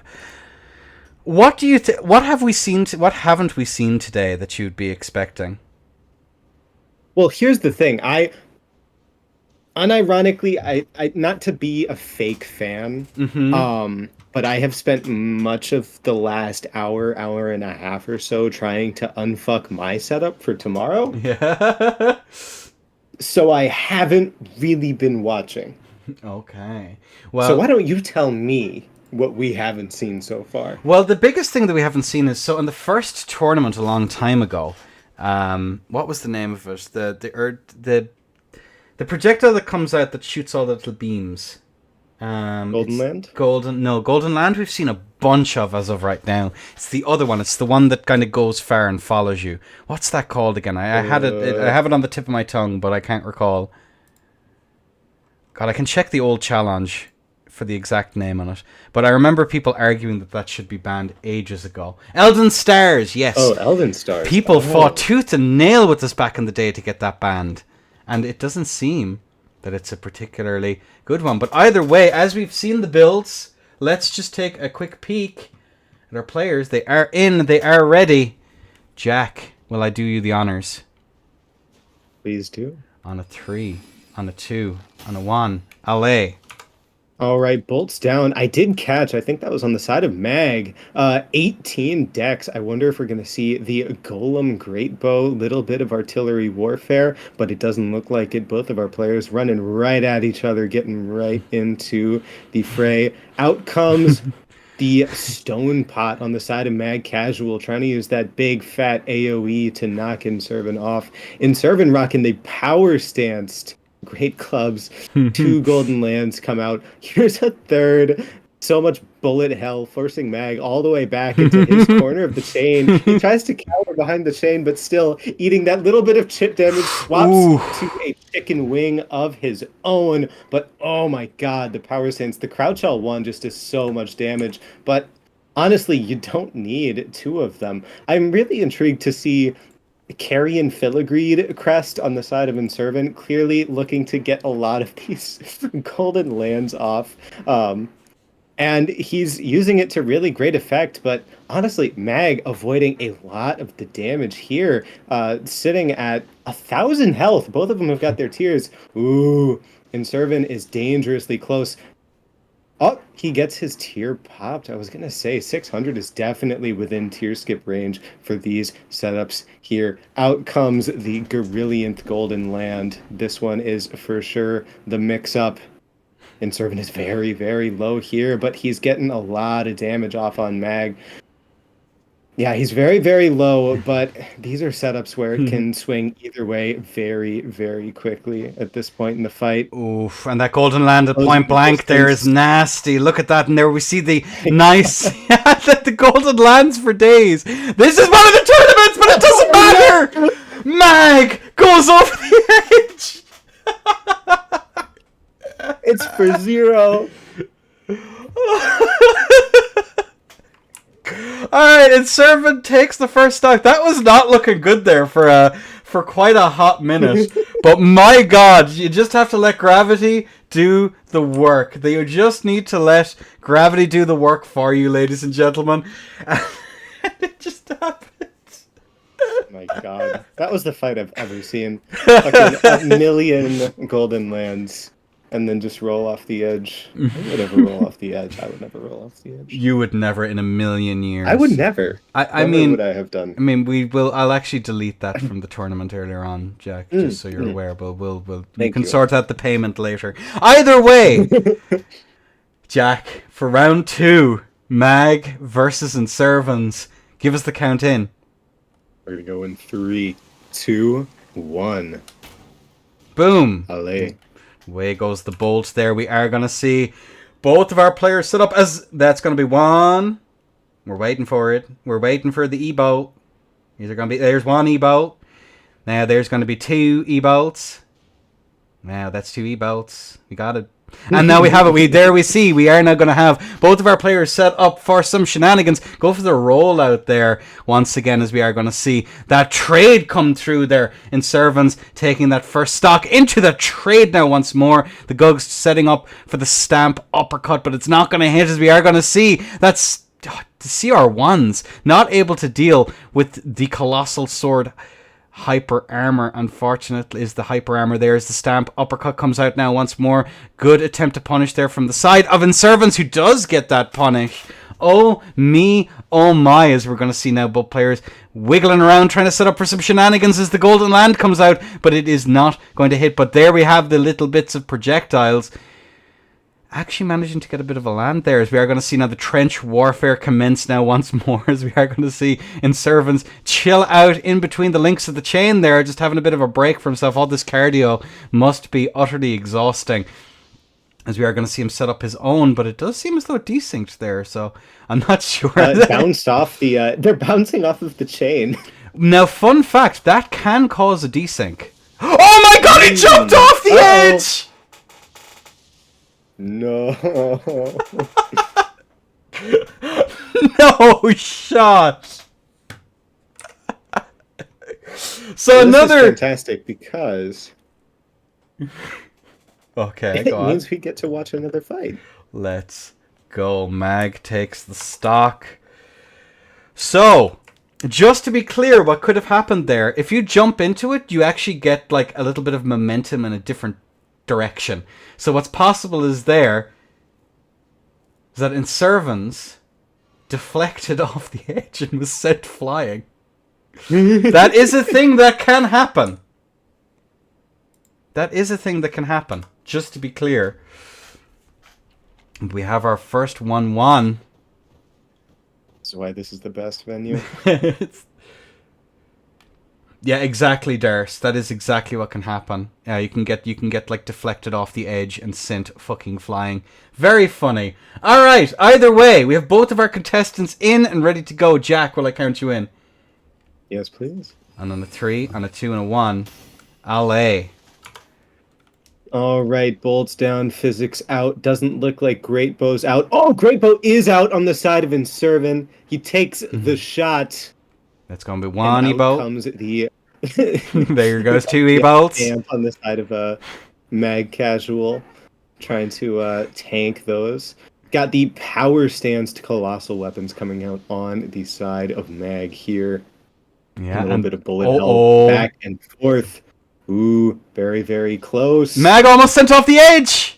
Yeah, Mag is extremely close to the edge of that chain link there. Goes for the blue, setting up for even more. The hyper armor trade. Holy shit, that really does have a lot of hyper armor. He's fishing for it so hard. Finally able to get a little bit of damage. And they are just about neck and neck. 800 health to each of them, slowly regenerating. Oh my god! Oh, Mag! Oh, that was extremely close. He almost fell. He was so close. Comes the running R1 for shitloads of damage. Neither one of our players here can eat too many more. Oh my god! Oh. And Inservant going to pull into a 2-1 lead. 2-1 lead when the armor is hyper, ladies and gentlemen. Oh my god. This is the most engaging gameplay I think I've ever watched. I like the part where they trade and nothing happens. That's kind of fun. But then the other one person's health bar gets slightly lower because of a build up is up. Ugh. Was slightly ajar. But you know what? Welcome to the chain, ladies and gentlemen. Welcome to the chain as the horses are off, and they're off to the races, ladies and gentlemen. Oh my god, is what Poncho a... Steed whistle banned? It's banned, yes. I kind of Aw. see. I know. Next time, okay, we might have a jousting tourney, or where I allow spirit ashes. We'll see if it's stable enough. All right, ladies and gentlemen, give me the count. We're gonna go in 3, 2, 1. And we're off to the races, folks. As we are going to see, there goes. There he is, setting up there for the E-boat. Look at him. Look at the beautiful. Staring him down. Staring him down. And just too slow. And there's one E-boat. There's going to be two now in a moment. You gotta wait until He's slowly but surely getting closer. It's kind of terrifying in a way. It's slowly but surely, aggressively, like, shuffling towards you. Yeah, it's definitely something. As we are going to have both players finally engage with each other. Looking at this here, we are going to see that CR1 come through. Almost managing to get another one. Mag is dangerously close to the edge, but so is Inservins. Nearly went off the edge there, and Mag almost went over just by a hair's breadth, as we are going to see another Golden Land come out.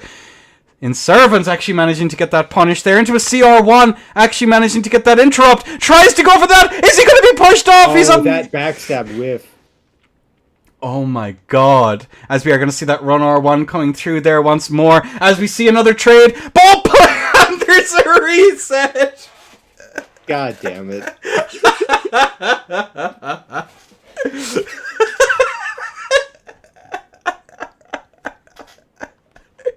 Alright! Just when I thought, as soon as I said that was the most engaging gameplay I've ever seen, we are just hit with the match ever. It's so funny. Oh my god. This is Elden Ring, says Frosty. Real. Dude, this is Elden Ring, dude. Holy shit, dude. Alright. Boys, girls, and NNBs, we have them all here. Both of our players are ready to go. Jack. On a 3, on a 2, and a 1. LA. Alright, there's our arrow physics coming out on the sides of both players. Chicken wangs in hand, and Servin makes the swap to the great bow, and Mag Casual slowly but surely stamping his way over to Inservin's side of the chain. There comes the third great bow shot, and now Mag Casual, it's Inservin's turn to do the stamping. Ooh, looks like that shot missed. It does look indeed as Inservin is he in his menu perhaps trying to find his own stamp guns, or is he just gonna try and dodge the golden land arrow shot on reaction? He might be able to. He might be able to just like crouch R1 or something. Oh, and there comes the glintstone scraps. A little bit of a bullet hell of his own. We see Mag Casual not on the Golem Great Bow, but on Radahn's Great Bow. I wonder if he's got an interesting cook going here. Ooh, and that's the last shot available for Mag Casual. Inservin still has one E-bow. He still has one E-bow. As we are going to see the bullet hell begin.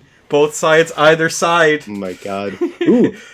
Oh my god, he almost hit him! Back and forth. Aw.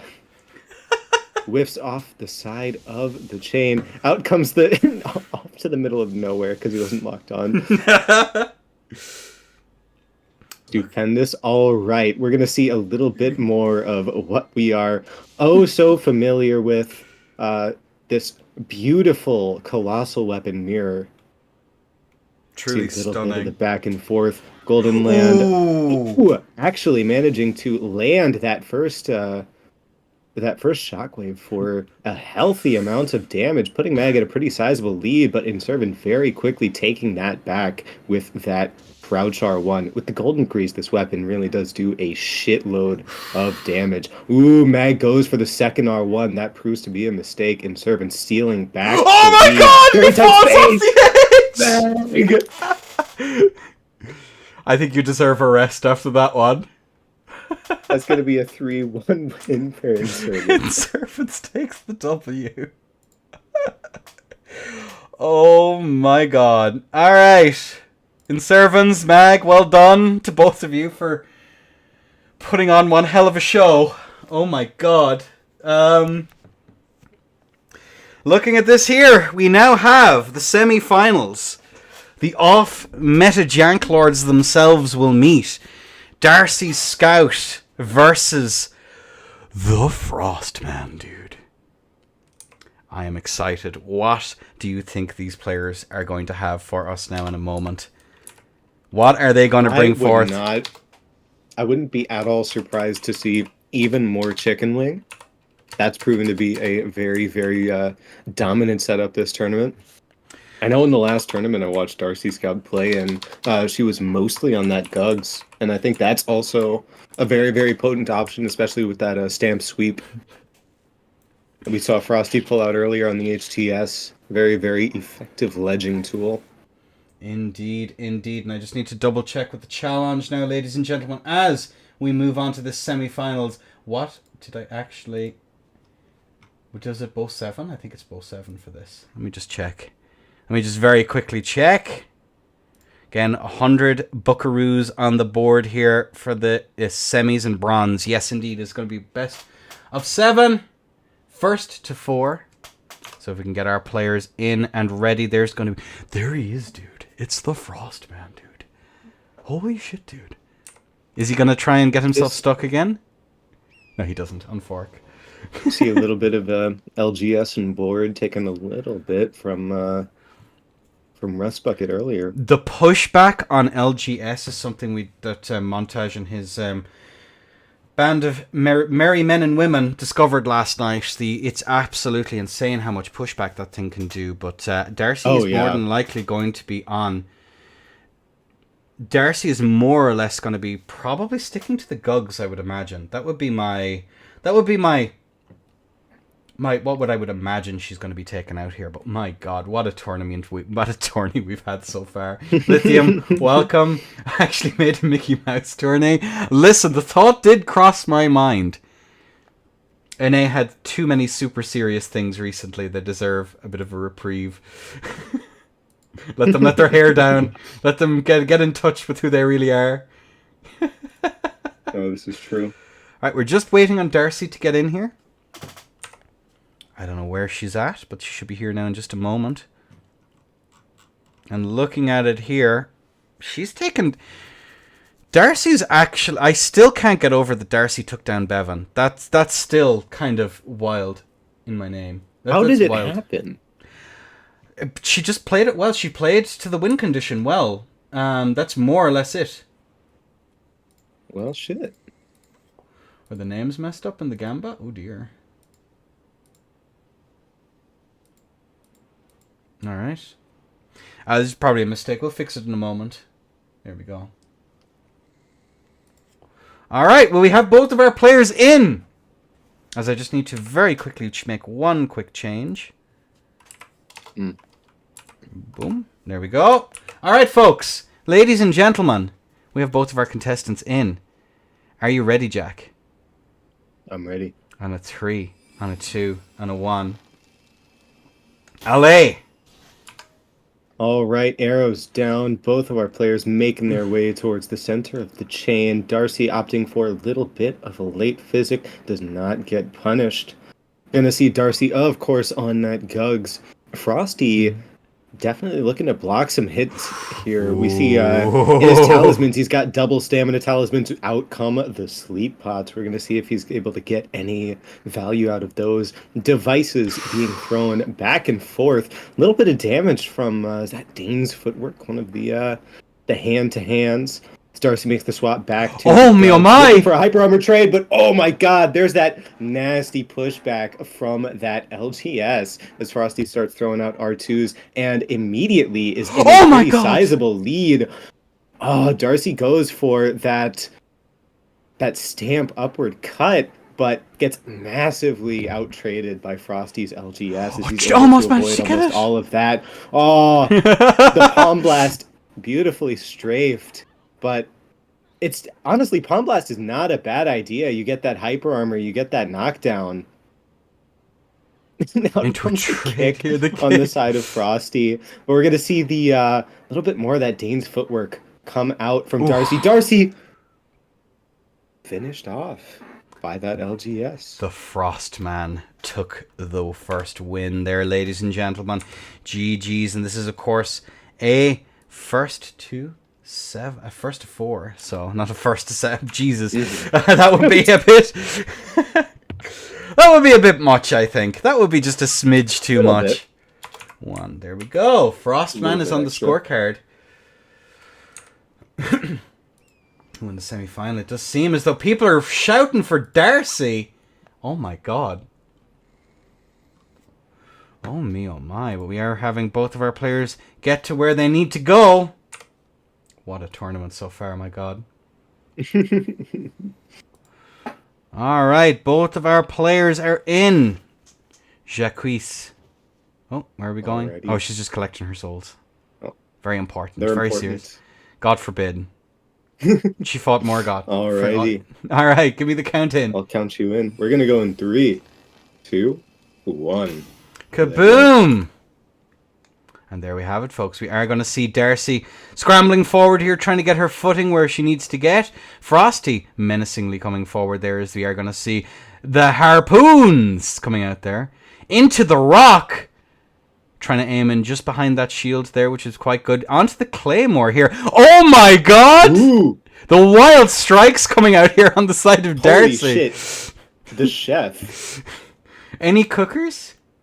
Interesting, as we are going to get a little bit of damage here. Looking at this here, the standing R1s into another standing R1 into the wild strikes once more. And then we see the block cancel to get out of it just that little bit quicker here from the side of Darcy. As we are going to see the great stars coming out here. Not quite able to connect it into the fire prelate's charge. Ooh. You did say you were going to wanted to see it, but there we go. The trade comes in there as well. Frosty forced back now once again. And there we have it, the rollbacks there coming out from the side of Darcy. As we are going to see... Oh, onto the Knight Rider glaive! A halberd. Interesting choice here. I'm curious as to what she's going for with this one. Possibly the old reliable onto the two-handed. Tries to go for that. The parry comes out here from the side of the Frostman. Not able to quite get that damage in. As we do see the swap back over onto the side here from the side of Darcy. Trying to figure out a way to get in there and do that damage that she needs to. As we are going to see that whiff punish attempt there into the kick! Darcy managing to break the tier! Into the CR1, into a standing R1! Frosty goes down! No. Oh my god! The demon! Frosty, no. Darcy is on the scorecard. The venerable kick mirror for a 1-1 scoreboard. I am so excited to see how this next one pans out. Holy shit. Absolutely insane. I just love that Darcy's got like an infinite bag of holding. She'll literally just pull out fucking anything. Alright, well, we do have both of our players pretty much in position, ready to go. Jacques, are you ready to go? I'm so ready. Oh, I'm out of the magic great bow shots. Alright, ladies and gentlemen, on a 3. On a 2, and a 1. Allez! There we have it. Oh, we're seeing some adaptations. All right. Frosty, getting a new setup ready. We got that Rot Great Axe. You, correct me if I'm wrong, do you have Rot Grease flat band? Rot Grease is flat band on this rule set, as we are going to see the waggles here. Interesting. So yeah, he's going to be stuck with only the Rot Grease that comes with that weapon. Darcy goes... Oh, she's signaling to Frosty that he has not physicked yet. He hasn't, by the looks of things. Oh, there we go. Yay! There we go. Let's go. On the bow! The honor bow is coming out here. Oh, and away they go. They're ready to go, ladies and gentlemen. And oh me, oh my. The menacingly crouching forward here is the side of the Frostman. Darcy trying to set up here for some shenanigans, but it's not going to happen, Jack. What is Frosty waiting for here? Is he just trying to play off of a whiff? He's trying to play for a backstab. I think he might have like. Oh my god! Oh! the burger flip. I think Frosty's got a goofy Ash of War. We saw for a moment there a stamp of his own. Maybe he's fishing for there it is. The sweep comes out. Darcy does manage to roll it though, and Frosty is at a pretty significant disadvantage here. Darcy up by about 550 health, caught out of the air by that running. Is that a running R1? That was going to be the stamp. Weapon. That was the stomp sweep, I believe, that came out there from the side of the Frostman. Into the jump! Into the big EPs! Thankfully, Darcy is wearing solid from the neck down. Oh! No ledge, but he does get finished off by the stamp itself. No, I think Darcy has actually got a shitload of focus because she's got solitude from the neck down. And I think she's got, like, whatever the Nicola crown thing on. And I know, like, those light helmets tend to have a lot. A lot of focus, yeah. And again, like, not getting slept quite so easily is going to set you up for some really nice stuff if they overextend into the pressure. That's more or less it as well. Like, the chain is kind of weird for a whole lot of reasons, as I just refill my my arrows real quick. Because apparently the other ones are easier to see. But yeah, not having to worry about the sleep and the other person thinking you're going to respect it is a phenomenal way of actually getting some nice damage in. So it's really cool. Good adaptation from Darcy. I think Darcy's been cooking a hell of a lot for this tourney and has definitely helped me in terms of making the rule set. So just in terms of having some practice matches and stuff like that. But either way, Darcy 2, Frosty 1. Give us the count in, Jack. Count you in. We're gonna go in 3, 2, 1. Too quick off the draw. You hate to see it. As we are going to see now the physics here from both of our players. The Frostman scampering forward, leaping up and down with excitement for what we're about to see. And the trench warfare begins as the big sleepy pots come out there. Frosty getting that bit of pressure right off the bat as the stamp sweep is being set up here from the side of Darcy. We do see that CR1. Look at that trade though. And look at that, the backstab grab as well into the stamp sweep. But unfortunately it dinged off the edge there. Wall bounce comes in clutch here as we are going to see Frosty struggling there to try and get that. Darcy very, very nearly rolled off the edge there, but it does seem as though both players now are looking for any and all opportunities, both of them trying to make the other make a mistake here and give them something to work with. It being an empty jump over the top into the stab sweep. Ooh, over the edge, and Darcy takes it. Holy moly, that's 3-1 in the favor of Darcy. That is going to bring Darcy up to a match point. I wouldn't have expected Gugs to be doing so well into this shield setup that Frosty's brought here. You wouldn't think it on paper, but again, remember that Darcy has those kicks and stuff like that in her back pocket in case she needs them. She's cooked a lot, and she kind of has an answer for everything on top of having some pretty excellent swaps and stuff like that. Darcy, as strange as it is to say, if she's able to take out Bavon, she's going to be able to take out the Frostman. This is oh my God! Change all right, magical place. Jack, are you ready? I'm ready. All right, well, it could be match point. Darcy 3, Frosty 1.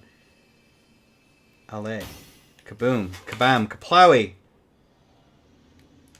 All right, physics coming out from both of our players this time. Frosty hopping his way over to Darcy's end of the chain, where she waits menacingly.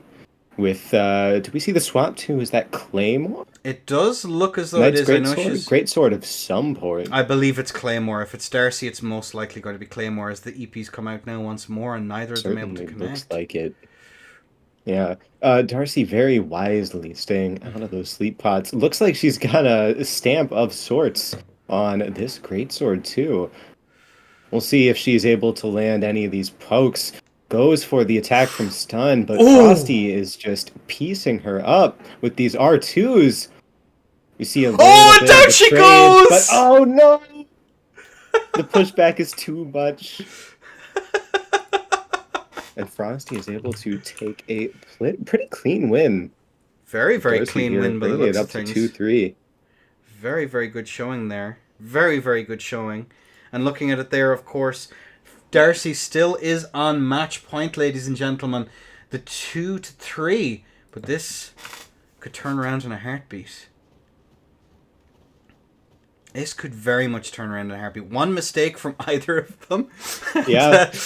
And it could just be over. It could be just over in a heartbeat.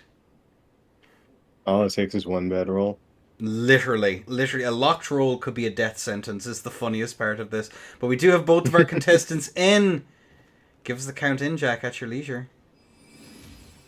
All right, we're going to go in 3, 2, 1.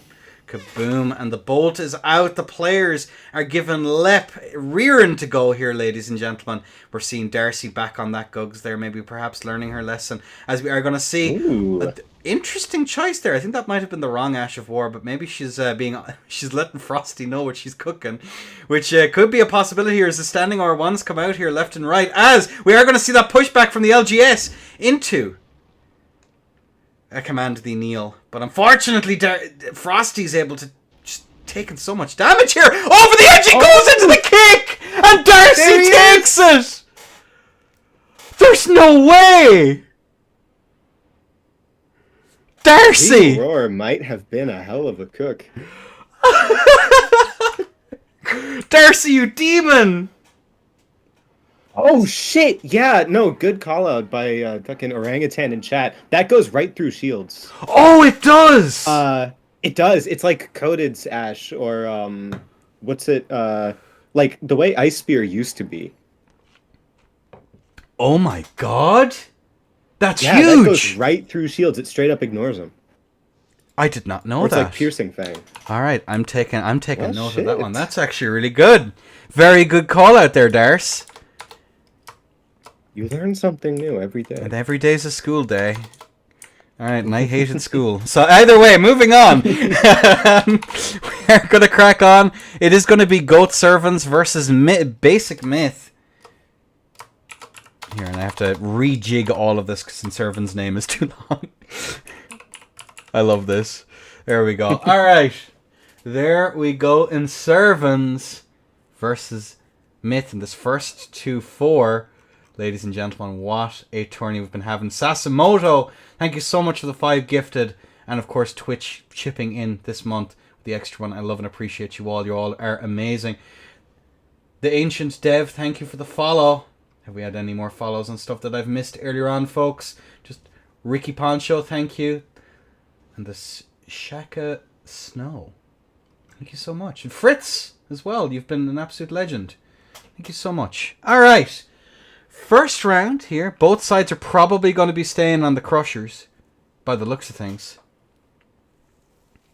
Yet another chicken wang mirror. Golden Land go burr, ladies and gentlemen. But we do have both of our players in. Let's just take a quick peek at the builds. Nearly There a we mirror. go. We see a little bit less endurance on the side of Inservin, choosing instead to favor a little bit more dexterity. Just a smidgen there. Just a smidgen. I wonder what the extra dex is for on the side of Inservins. I'm kind of curious. Wait. No, Myth's got faith. All right. Just a little bit of faith compared to a little bit of dex. Cool. I'm curious what the difference is. We'll see in terms of optimizations how this one is going to go. But either way, ladies and gents, we do have our contestants in. Jack, will I count you in? Please do. All right, ladies and gentlemen, on a 3, 2, 1. LA. All right, bolts out. Both our players getting physicked up. We don't see an artillery swap just yet. Both of our players looking to get in. Golden grease on both of our weapons here. Wiggling back and forth, waiting for the other to aggress.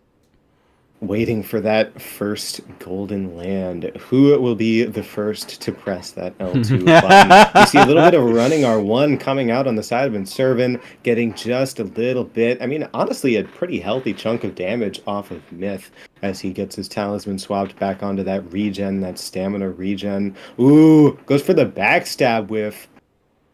And unfortunately... Oh, the quick! God damn it.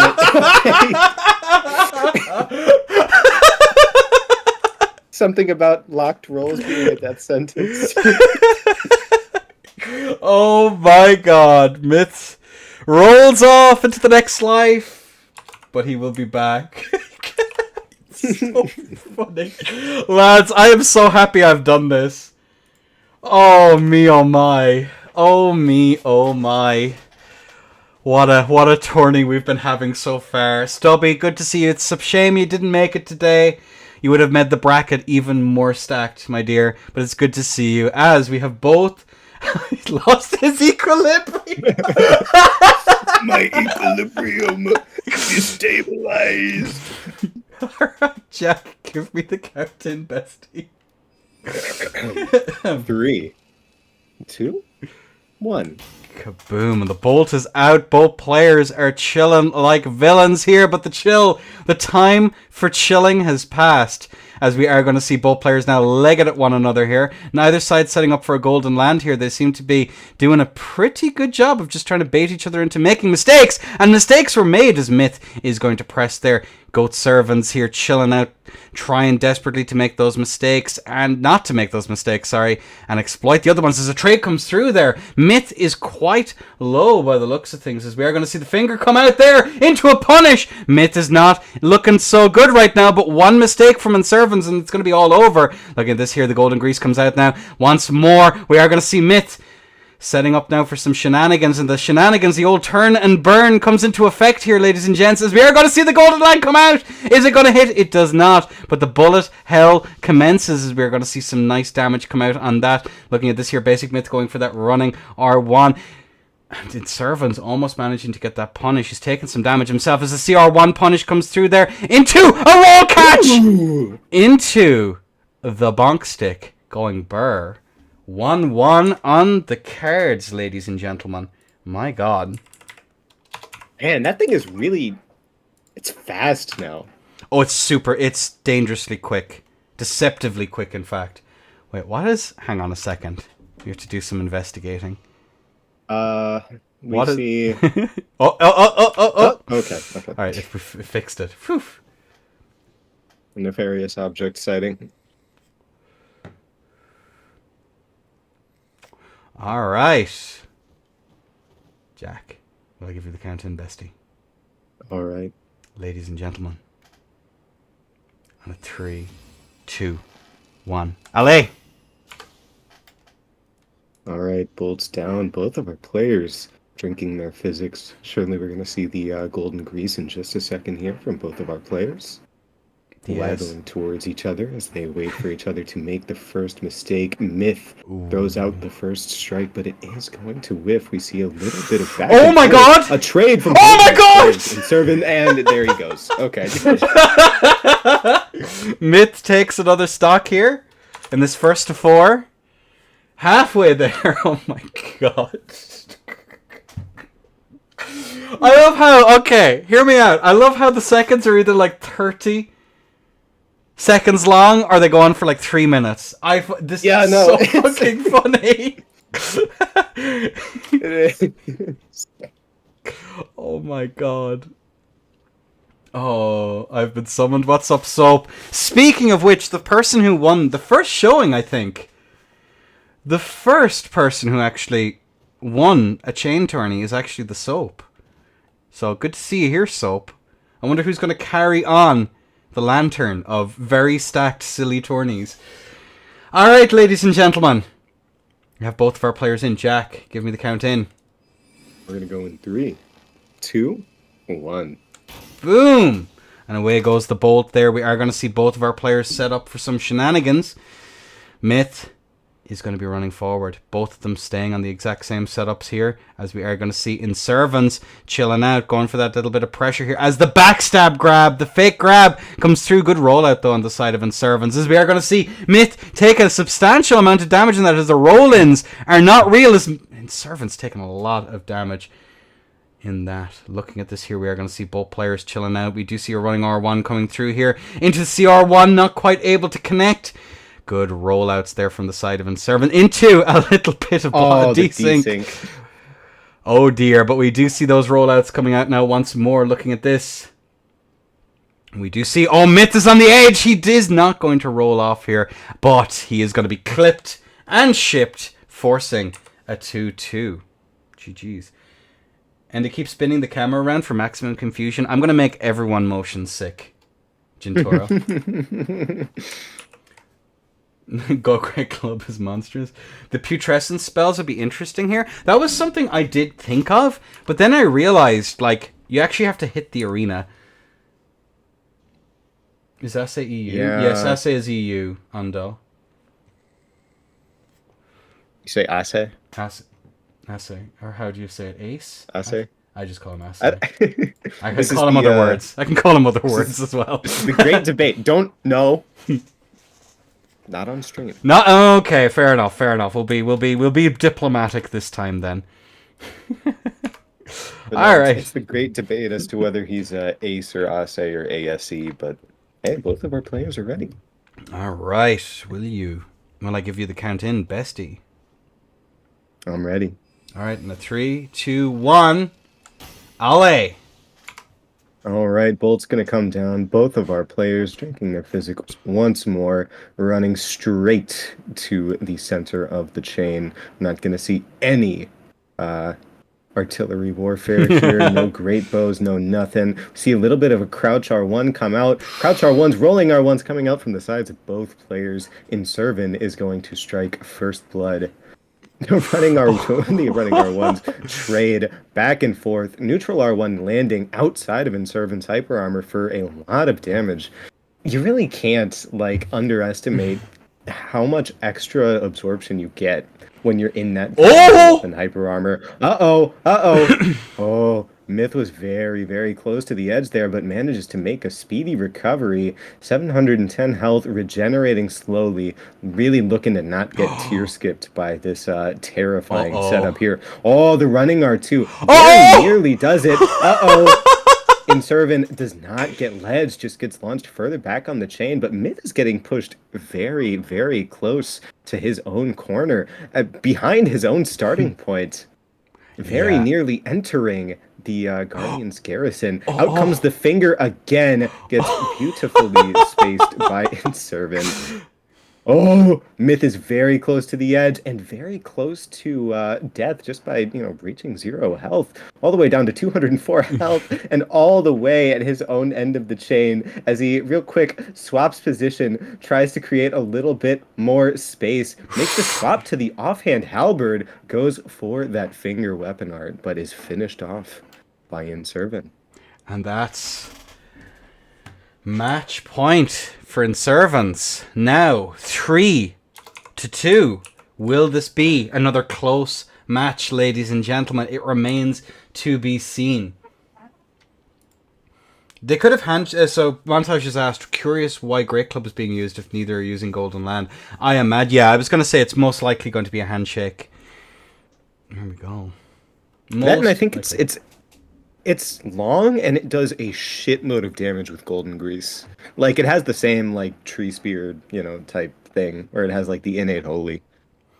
Indeed. But either way, ladies and gentlemen, I am at the ready. Would you be so kind as to give me the count in, bestie?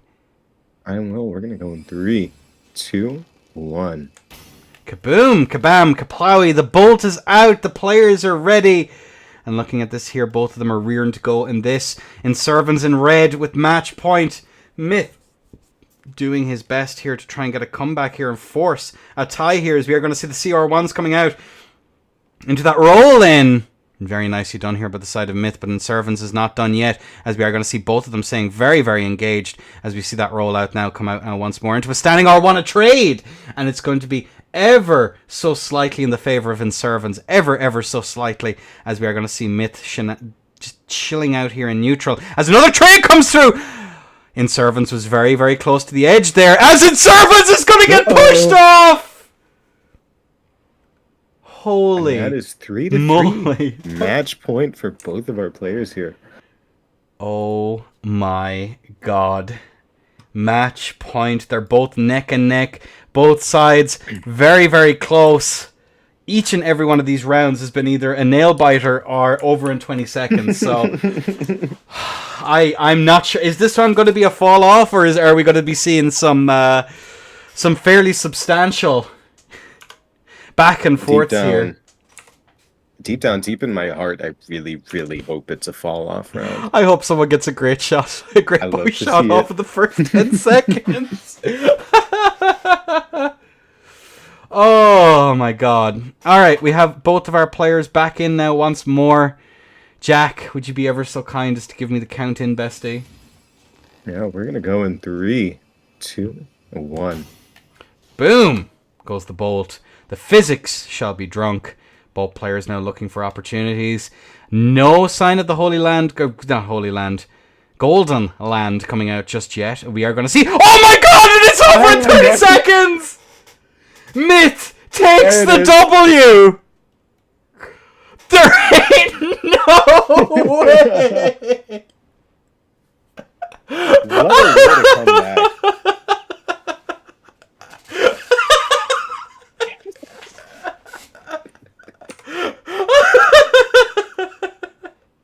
That lasted like 5 seconds.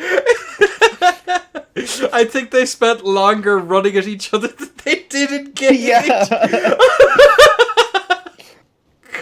Oh my god, ladies and gentlemen. Oh. We are going to take a very quick break before we crack on with the bronze match and the finals. Jack, do you have any last words? Do you have, oh my god, thank you, Ando. Holy shit. Holy shit. Thank you, Ando, for 10 gift subs. And thank you, Twitch, for the additional 2. Greatly appreciative, Ando. You're an absolute legend. But do you have any kind of closing thoughts before we go for break, Jack? No thoughts. Head empty. He fell in the hole. We'll talk to you all on the flip side, lads. BRB real quick.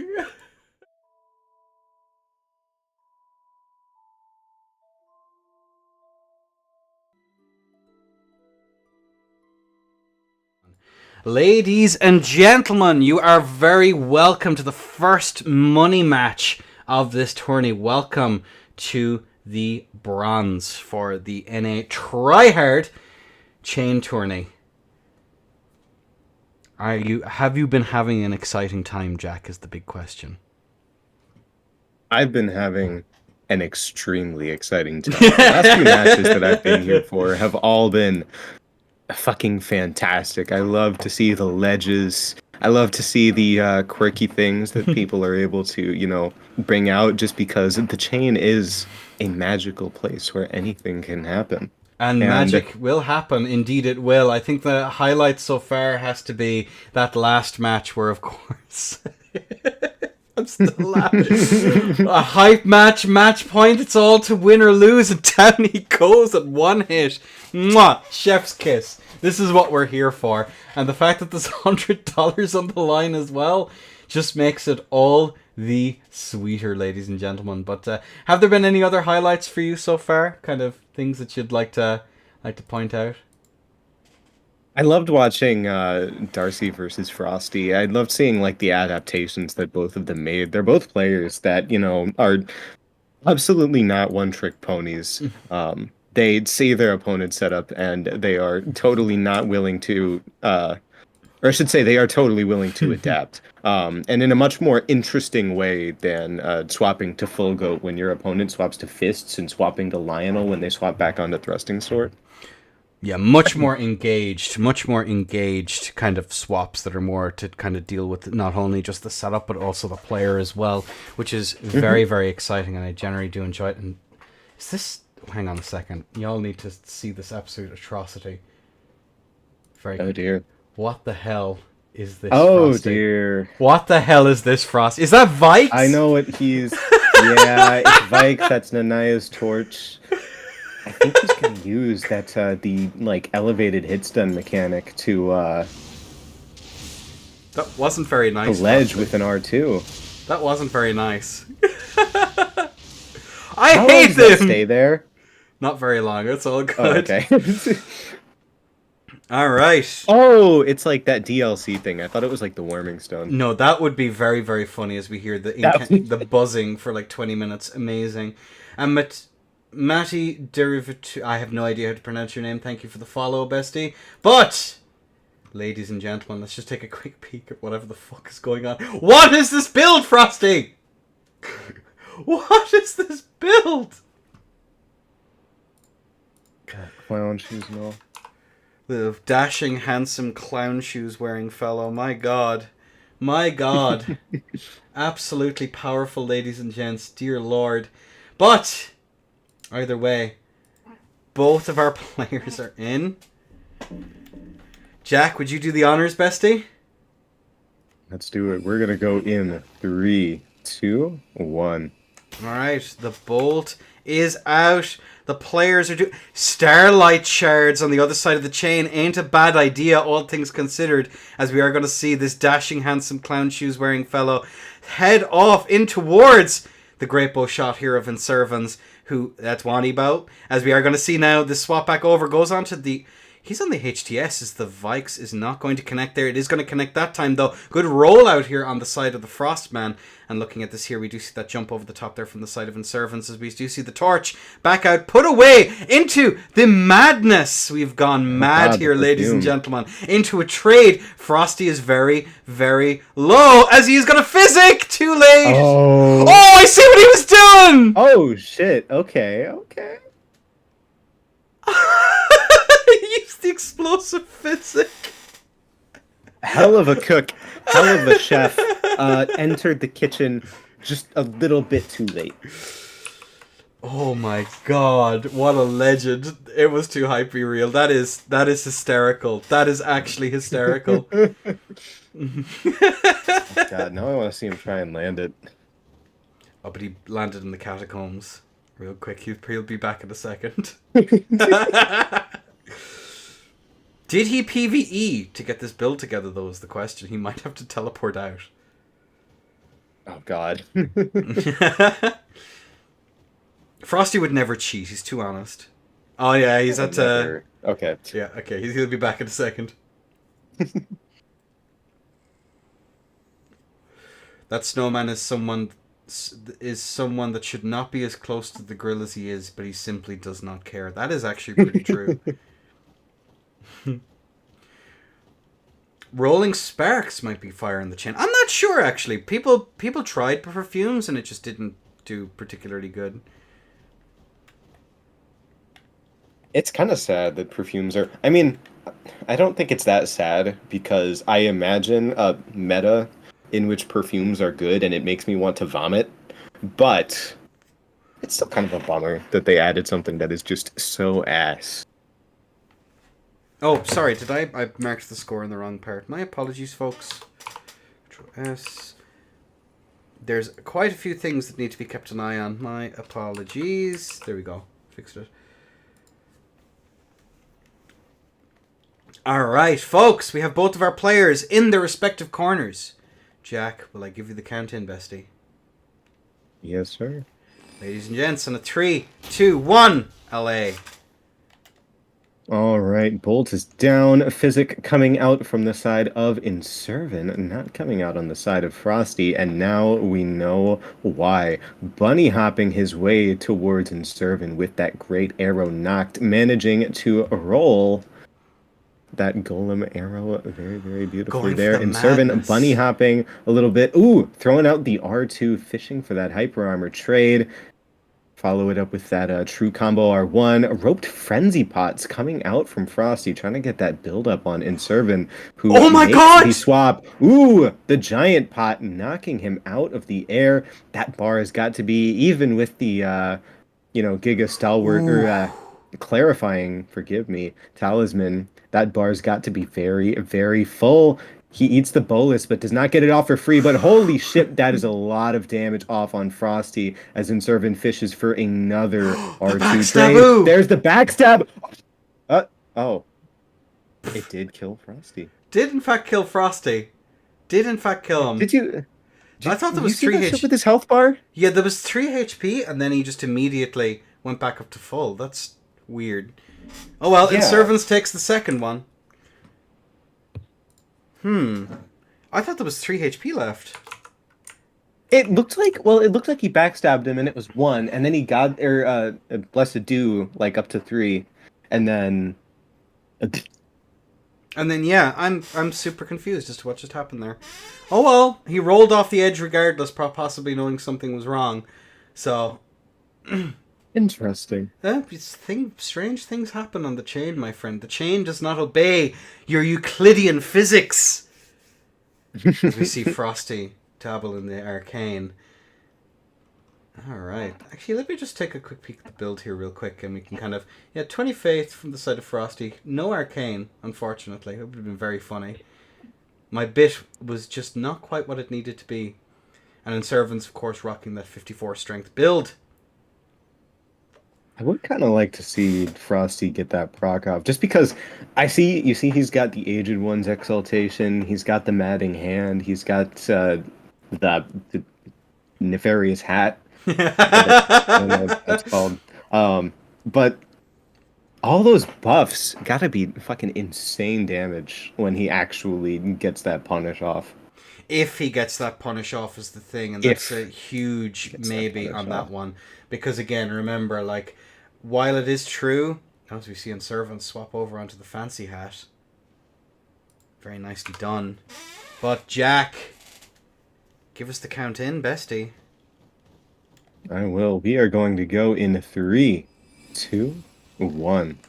Kaboom! The bolt is out. The players are drinking their respective physics here, as we do see Frosty leaping up and down to try and get in there, as that is going to be the standoff here between both of our players.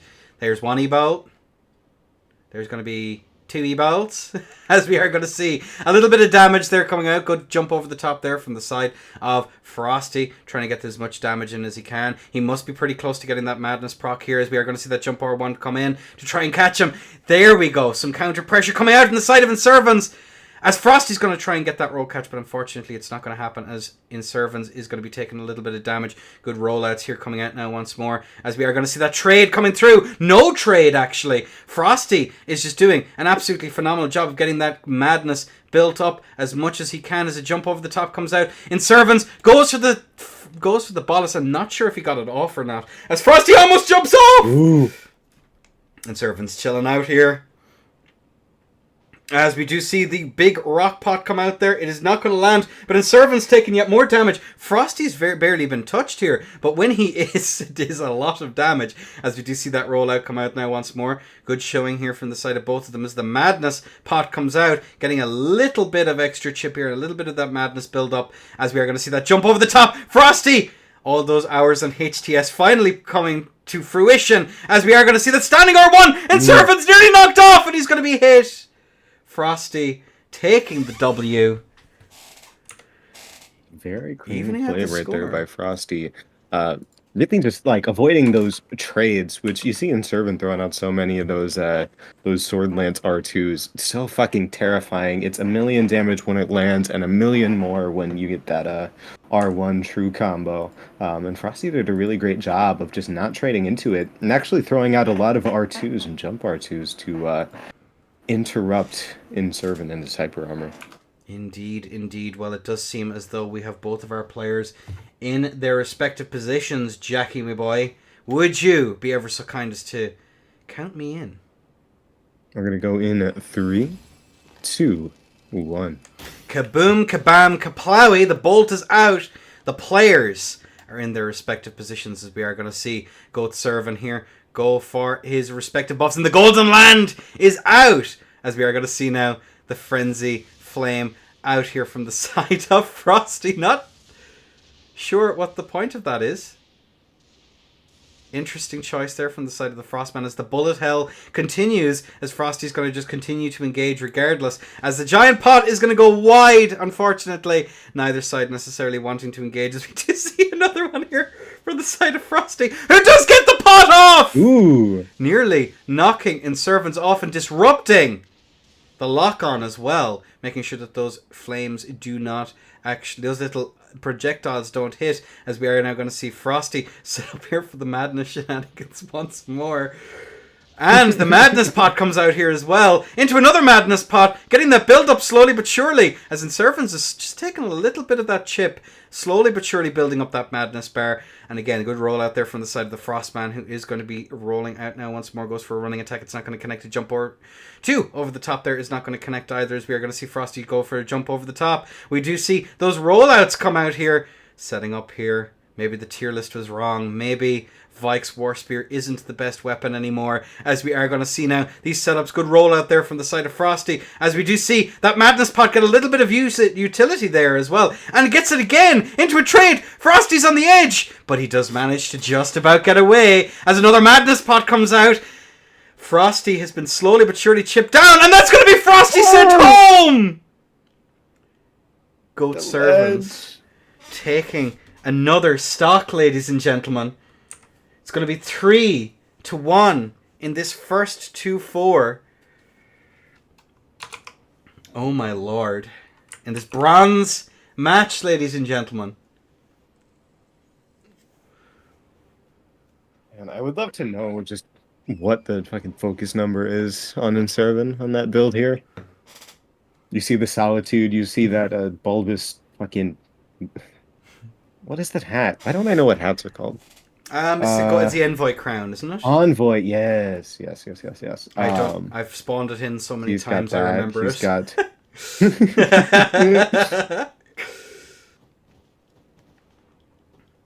Alright, well, we're just waiting for Frosty to get himself set up and oriented. His Cassius Max. It's true. It's so Cassius coded of him. Alright! Ladies and gentlemen, what could be the last round? Or will Frosty go gentle into that good night? Or will there be rage? Rage against the dying of the light. Ladies and gentlemen. On a 3, on a 2, and a 1. Allez!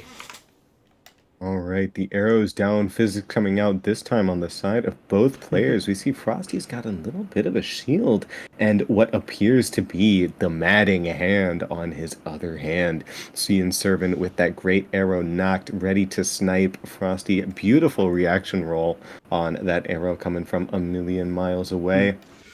Out comes that little frenzy rock consumable thing, and a lot of mash from that matting hand for not a whole lot of damage, but probably a pretty sizable amount of madness buildup. That was like 5 or 6 R1s that Inservant's eaten by now. At the Going very for another least running as R1. well. Ooh, Frosty getting awfully close to the edge there. And Frosty's got to be careful blocking that colossal weapon against that medium shield. You get a little bit of that pushback there. Got to be careful with his positioning. That backwards frenzy pot landing for yet a little bit more damage on Inservin. Ooh, there's the madness bar. The charge. Oh my god, he almost locked him This off! is going to knock Inservin off though. Oh, but the backstab, does it tier skip? No, it does not. Inservin What? No! back for Frosty. Frosty. I had on the thing. Frosty. What did you have? What? Huh?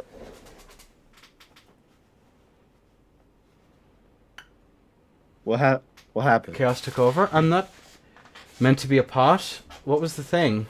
I'm trying to see. I used regress. Oh, he regressive greased!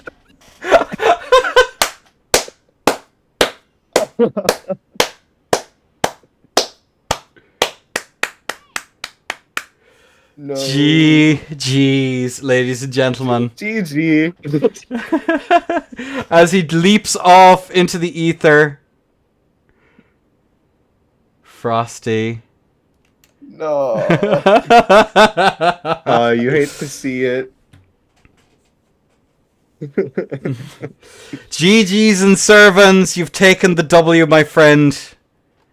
And that is that. As we move on, let me even change the stream title here to reflect it.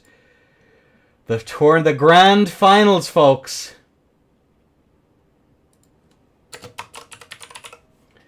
Finals.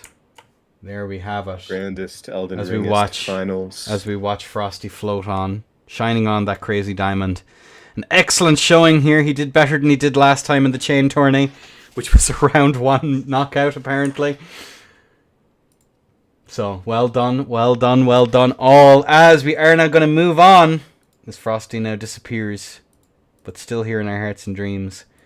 All right, let's see. It's Darcy's Scout. Voices, Myth of the basic variety, who has gone and done a name change, who I believe is still streaming right now. No, that is not what I wanted. Y V. Oh, I think I spelled that right. Let's hope. All right. Versus Darcy Scout. I'm excited for what both of these players are going to bring in. All right. Is Darcy going to stay on that great? On that colossal sword? Is that what she's going to do? I have a feeling, don't look at your screen right now, but I have a feeling she's going to. This is my superior intuition. I'm making a brilliant read right now that Darcy is, in fact, going to stay on the greatsword. Here, we can get a sneak peek. We can get a little bit of a sneak peek, folks. As soon as she stands up, we'll figure it out. The moment of truth to see what she's rocking. Although, we can be very funny and just do this, and we can see, which it is going to be the colossal sword here on the side of Darcy with the Gugs. The Gugs are out versus the Crusher from the side of Myth. Interesting, interesting. Both sides have stuck to these builds all the way through. I'm super stoked to see how this one is going to pan out in this grand finals. Best of 9, which I do need to change some shenanigans for. Oh me, oh my. Neat. And then best of 9. First to 5. Let's go. I'm super stoked to see how this next one is going to go, Jack. Do you have any... I am too. I'm very hyped. How do you think this is going to pan out? I'm expecting we're going to see a whole lot more of the, hyper armor and then the ledging attempts that we've seen so far. I'm just so curious as to what that 16 Faith on Myth's build is for. Correct me if I'm wrong. Is 16 Faith the amount that you need for Death Knight's twin axes? Possibly. I'm not Maybe sure that off the weapon top. art? I'm not. That's a very dangerous weapon art to use on the chain for the simple reason that, like an awful lot of ashes, you don't act. So from what testing and from talking to a few people, I believe Darcy was there actually. The ledging. So if I was to go onto, I don't know. Let's see. What do I have on here that can kind of explain this pretty quickly? If I go here and I standing R1, I'm not going to get knocked off the edge. Oh, yeah, right? no. Weapon arts do not follow that rule. I believe there might be 1 or 2 of them that in fact do, but it's very rare for the most part. Okay, yeah. But either way, Jack, will I count you in? Please do. On a 3, on a 2, and a 1 for the grand finals of this absolutely exceptional chain tourney.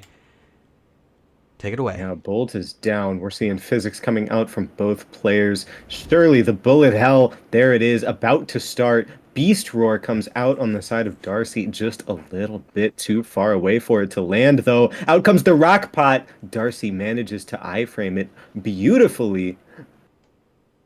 Rock Pot goes just a little bit too far. That Hail Mary pass, little bit too far, sailing way over Darcy's head. Out comes the EB Pots. Another one. Darcy, standing in it for a very long time here. Out comes the finger swap on the side of Myth. Both of our players at very nearly full health here. Myth nearly gets his Blue Flask off for free, but the beautiful roll catch on the side of Darcy here. Oh my god! No! The finger! The hyper armor trade with the finger is going to send Darcy flying of the ledge. Myth takes the first stock. Oh, Jesus. I'm so sorry. I have no idea what happened there. Ugh, that was nauseating. Those camera angles, man. If I can do my best to try and control it, but some things are just not going to be great. So my apologies for the viewing. I couldn't get the stuff working in time. It might be something that I commission someone to do in future. So if you're interested in making a fighting game cam that can actually follow irrespective of like certain things, I'd 100% take it. So that's a project for another day. I've done more for this tourney than I probably deserved, but that's for next time, boys and girls. For next time. But Jack, would you do me the honors and count me in for this round 2? For sure. I'm gonna go in 3, 2, 1. Bubble. Cool beans, as we are going to see now. Darcy scampering forward here. She is going to get her physic in. Myth just chilling out there a long way away, getting that nice little bit of projectile spam out of the way here as we do see the EB pot come over the top there. It is going to hit, but not going to land, as Darcy is going to roll out the projectile spam here from neutral. Good showing here as we do see the sleepy pot come out. Darcy's not going to fall for it though, as another sleepy pot comes out there. The pots of St. Trina's are going ham here in this arena, as it does seem as though both players are going to be chilling. And we see the sleep bow. Oh no! Oh my goodness! It's the bone bow with the homing shots. Can be very, very dangerous when you can't just sprint to the side. And we are going to see the finger come out now once more, as we are going to see Darcy going to trade into it. Does roll out though and sets up for a bit of pressure. Myth, into that, it does actually break the stamp uppercut. It does break it, and it sends her home. That is a second ledge. A second for Darcy. ledging in the finals. Oh my god. Oh my lord. But it's good to know that cannot be tanked by even the stamp. So that's a curiosity. I wonder what the actual poise damage is. I imagine it's a shitload. Like on a lot of weapon arts, it's just a shitload. Interesting. Well, either way, Jack, are you ready for round 3? I was assigned ready at birth.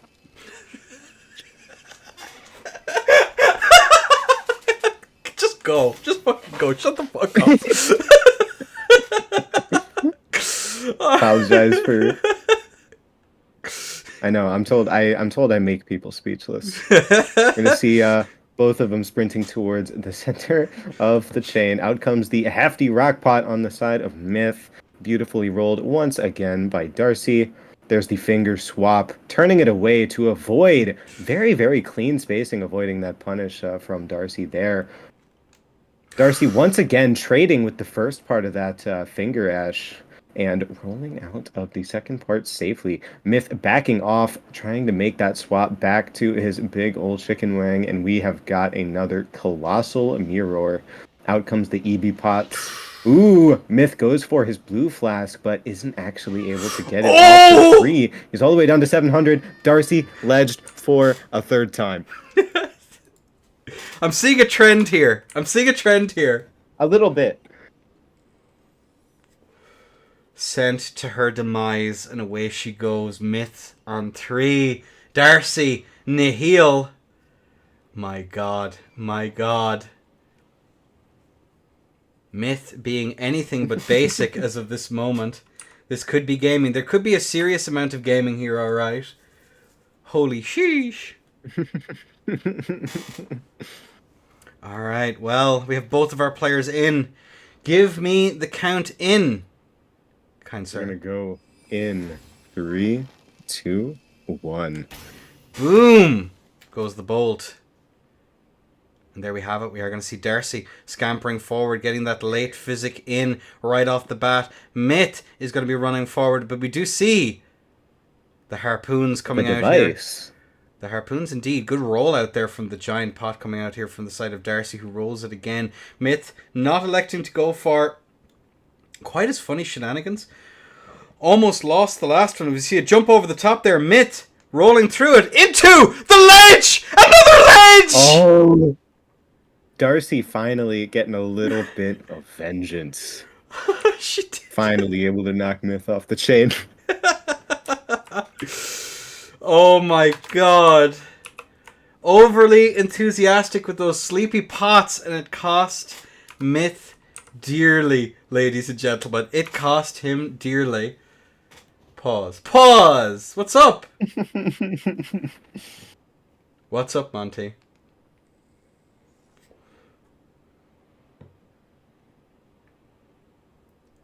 What's he doing? I'm so confused. He's just paused us. He's paused. Well, you've paused the tournament montage. What's up?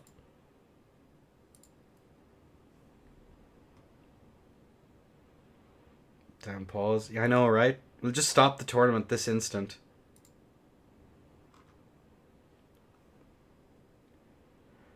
Alright, whatever. Shut the fuck up.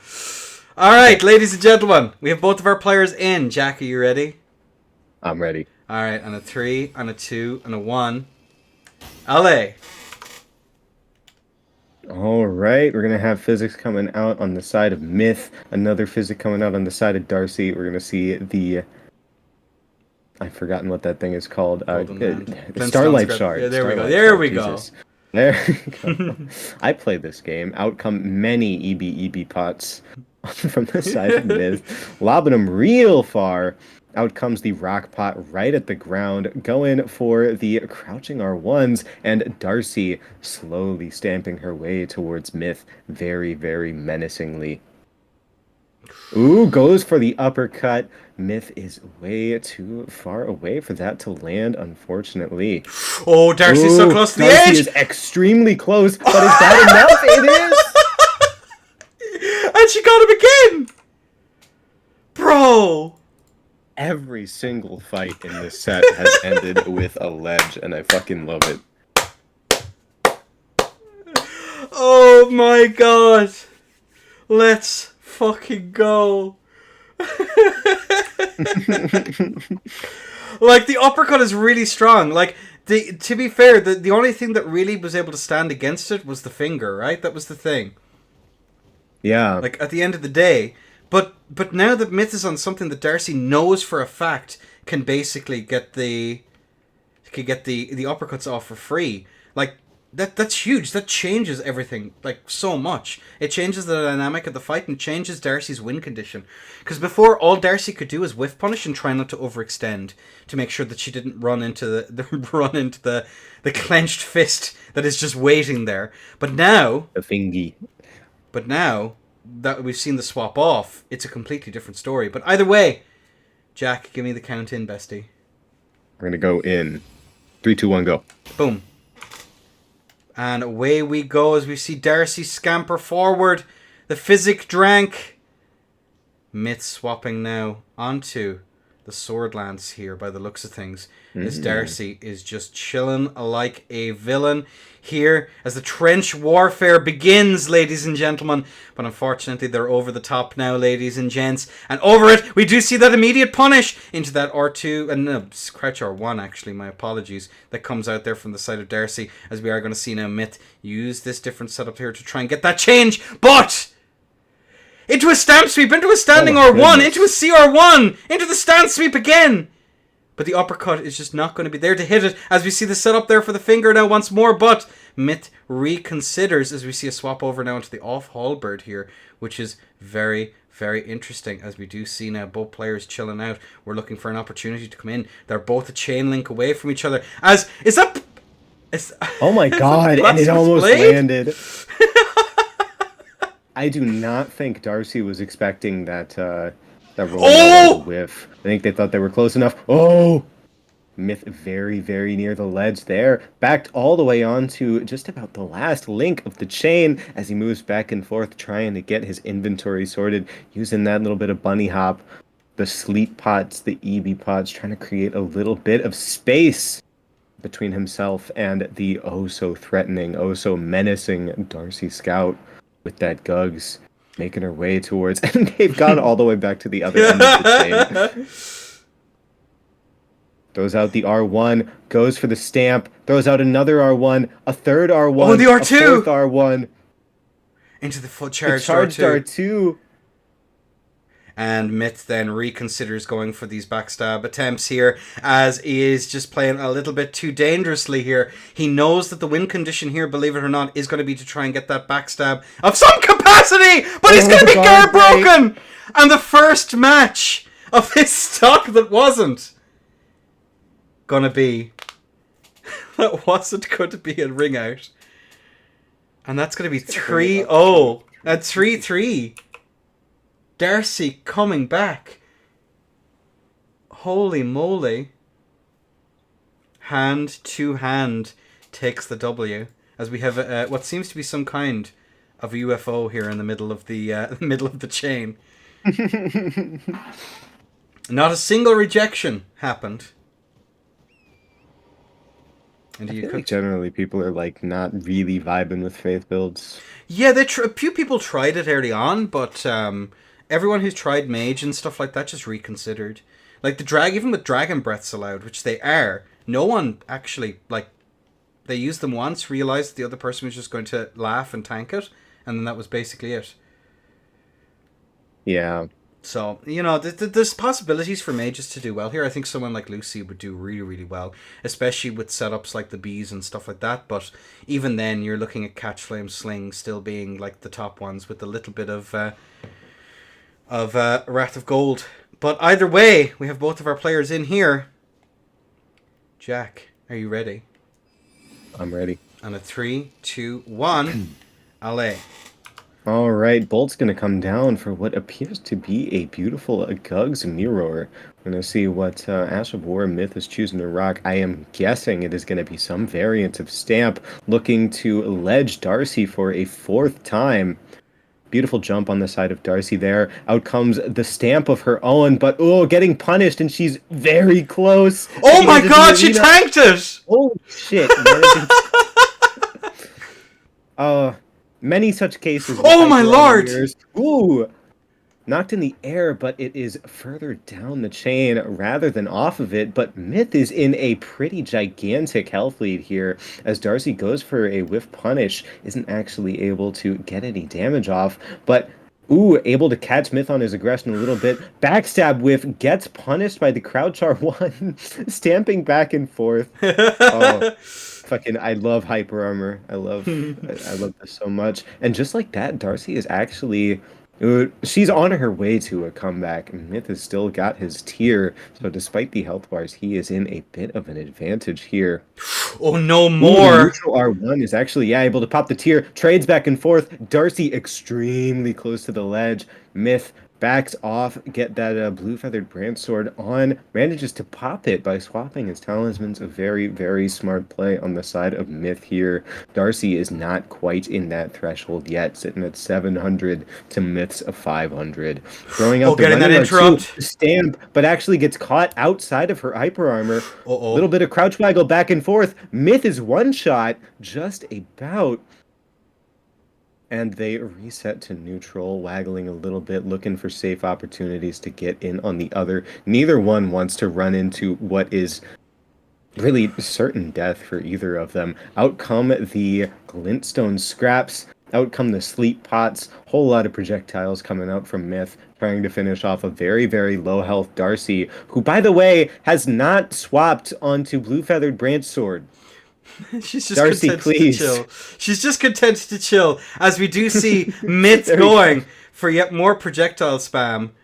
Aiming just a little bit too high here as we are going to see Darcy now chill out just a little bit closer here as we do see Darcy swap over to the blue feather here as the sleepy pot comes through. We do see that run out there. Neither side necessarily wanting to engage here as it is very, very, very, very close to a finish here as we are going to see the glintstone scraps out now once more as we see Darcy take a little bit of damage. Good roll out there. Darcy is so close to getting put away, but so is Myth. We just see the roll. I thought that was going to be a ring out for sure, Jack, as we see the swap back over now onto the martial arts. One jump or two could be enough to finish this out as we do see the run R2 come out. Double roll care comes out from the side of Darcy. We see the swap back over onto the Gugs here to finish this one out. This is not match point. It is a 1st to 5 and Darcy takes it.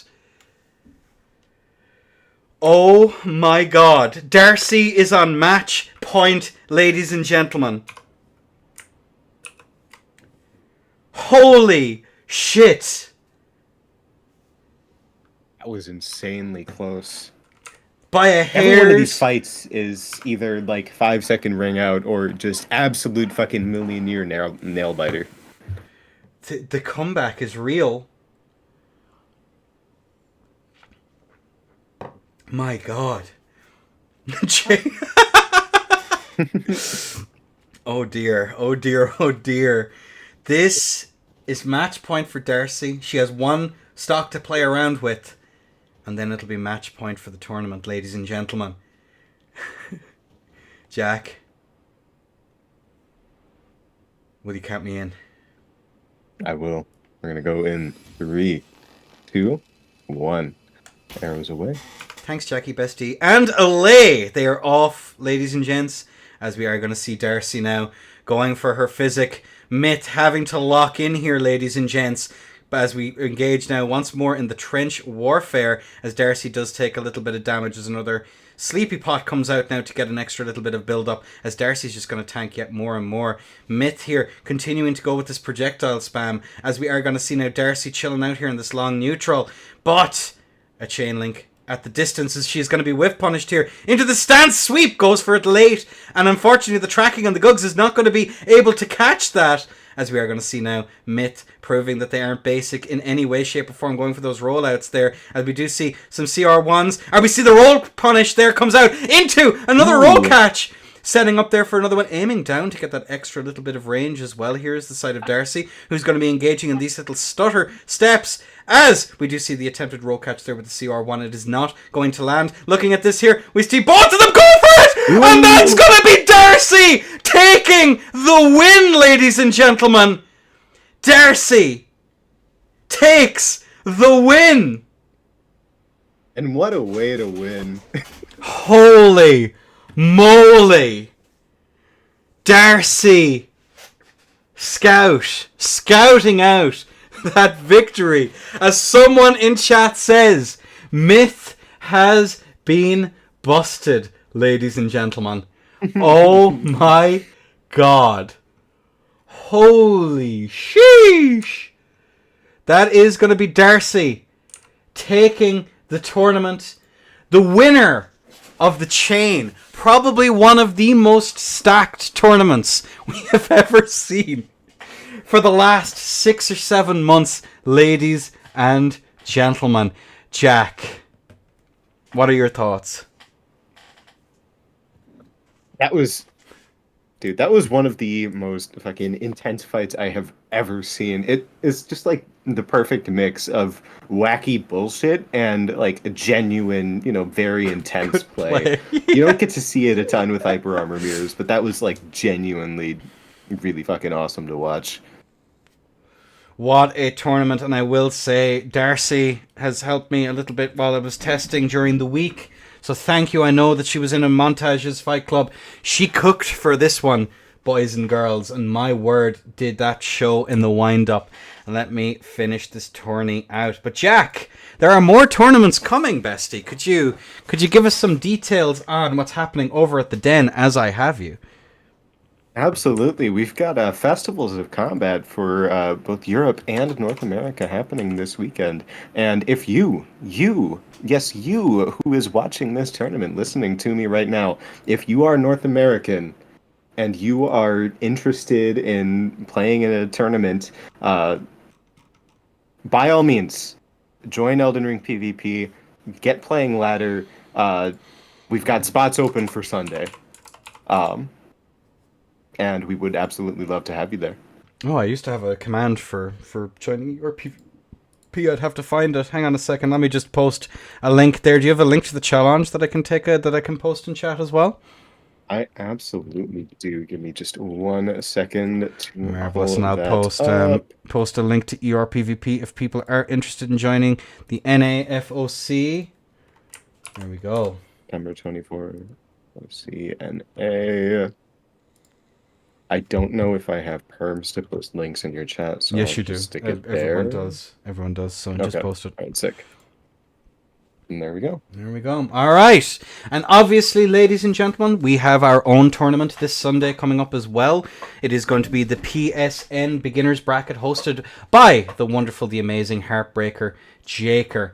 And that will be on Sunday. So if you're a PSN player and you're interested in participating in the End Accord PSN tourney, do ping us in general. Join the Discord. There's links all over the place. You can find it there. And of course, our beginners bracket along with the fight night next week. So do be sure to check out that. Of course, there's 2, sometimes 3 tournaments in a week. Go join us there. But Jack, do you have any last words, Jack? I just want to thank you for having me on. This has been so fantastic to cast. It's been a while since I've casted a tournament, and I think this is definitely one of my favorites. All right, thank you all. And unfortunately, Monty couldn't make it. Let me just do the shout-outs as they need to be done. Shout-out first and foremost to Montage, who came out here who came early on, and unfortunately the weather did not permit him to... Hang on a second, why is it... There we go. Now, there you go. Please do follow It's Montage, an absolutely stellar gamer who did some testing last night and definitely helped out the tournament. Go check him out. He's a wonderful dude, does challenge runs, does PvP, and we'll never give him credit for the work that he does. So thank you. Thank you so much, friendo, for all of that. And of course, Dustin. Apparently I can't do the shout out, but Dustin here, who's been on the quiet side. Dustin, do you want to say a few words on how you thought on the tourney, or if you want to say a few things, feel free to chip in, friend, who has been invaluable in the background helping out with everything. Let me just say this has been an amazing tournament. I loved watching it and being a part of it. And I just wish that was me on the chain, man. I wish I could have been there. I'm mainly console gamer. Maybe one day I'll be able to get on the seamless maps, but that looked like a lot of fun. Yep. Feel free. Actually, I can do this old school. Dusty Gale. This should work. Yo, there you go. It does work. Excellent. So, ladies and gentlemen, we are going to find someplace cozy to send you all. Thank you all so much for participating, to players, and to congratulations to the winners. Take care, everyone. Bye-bye.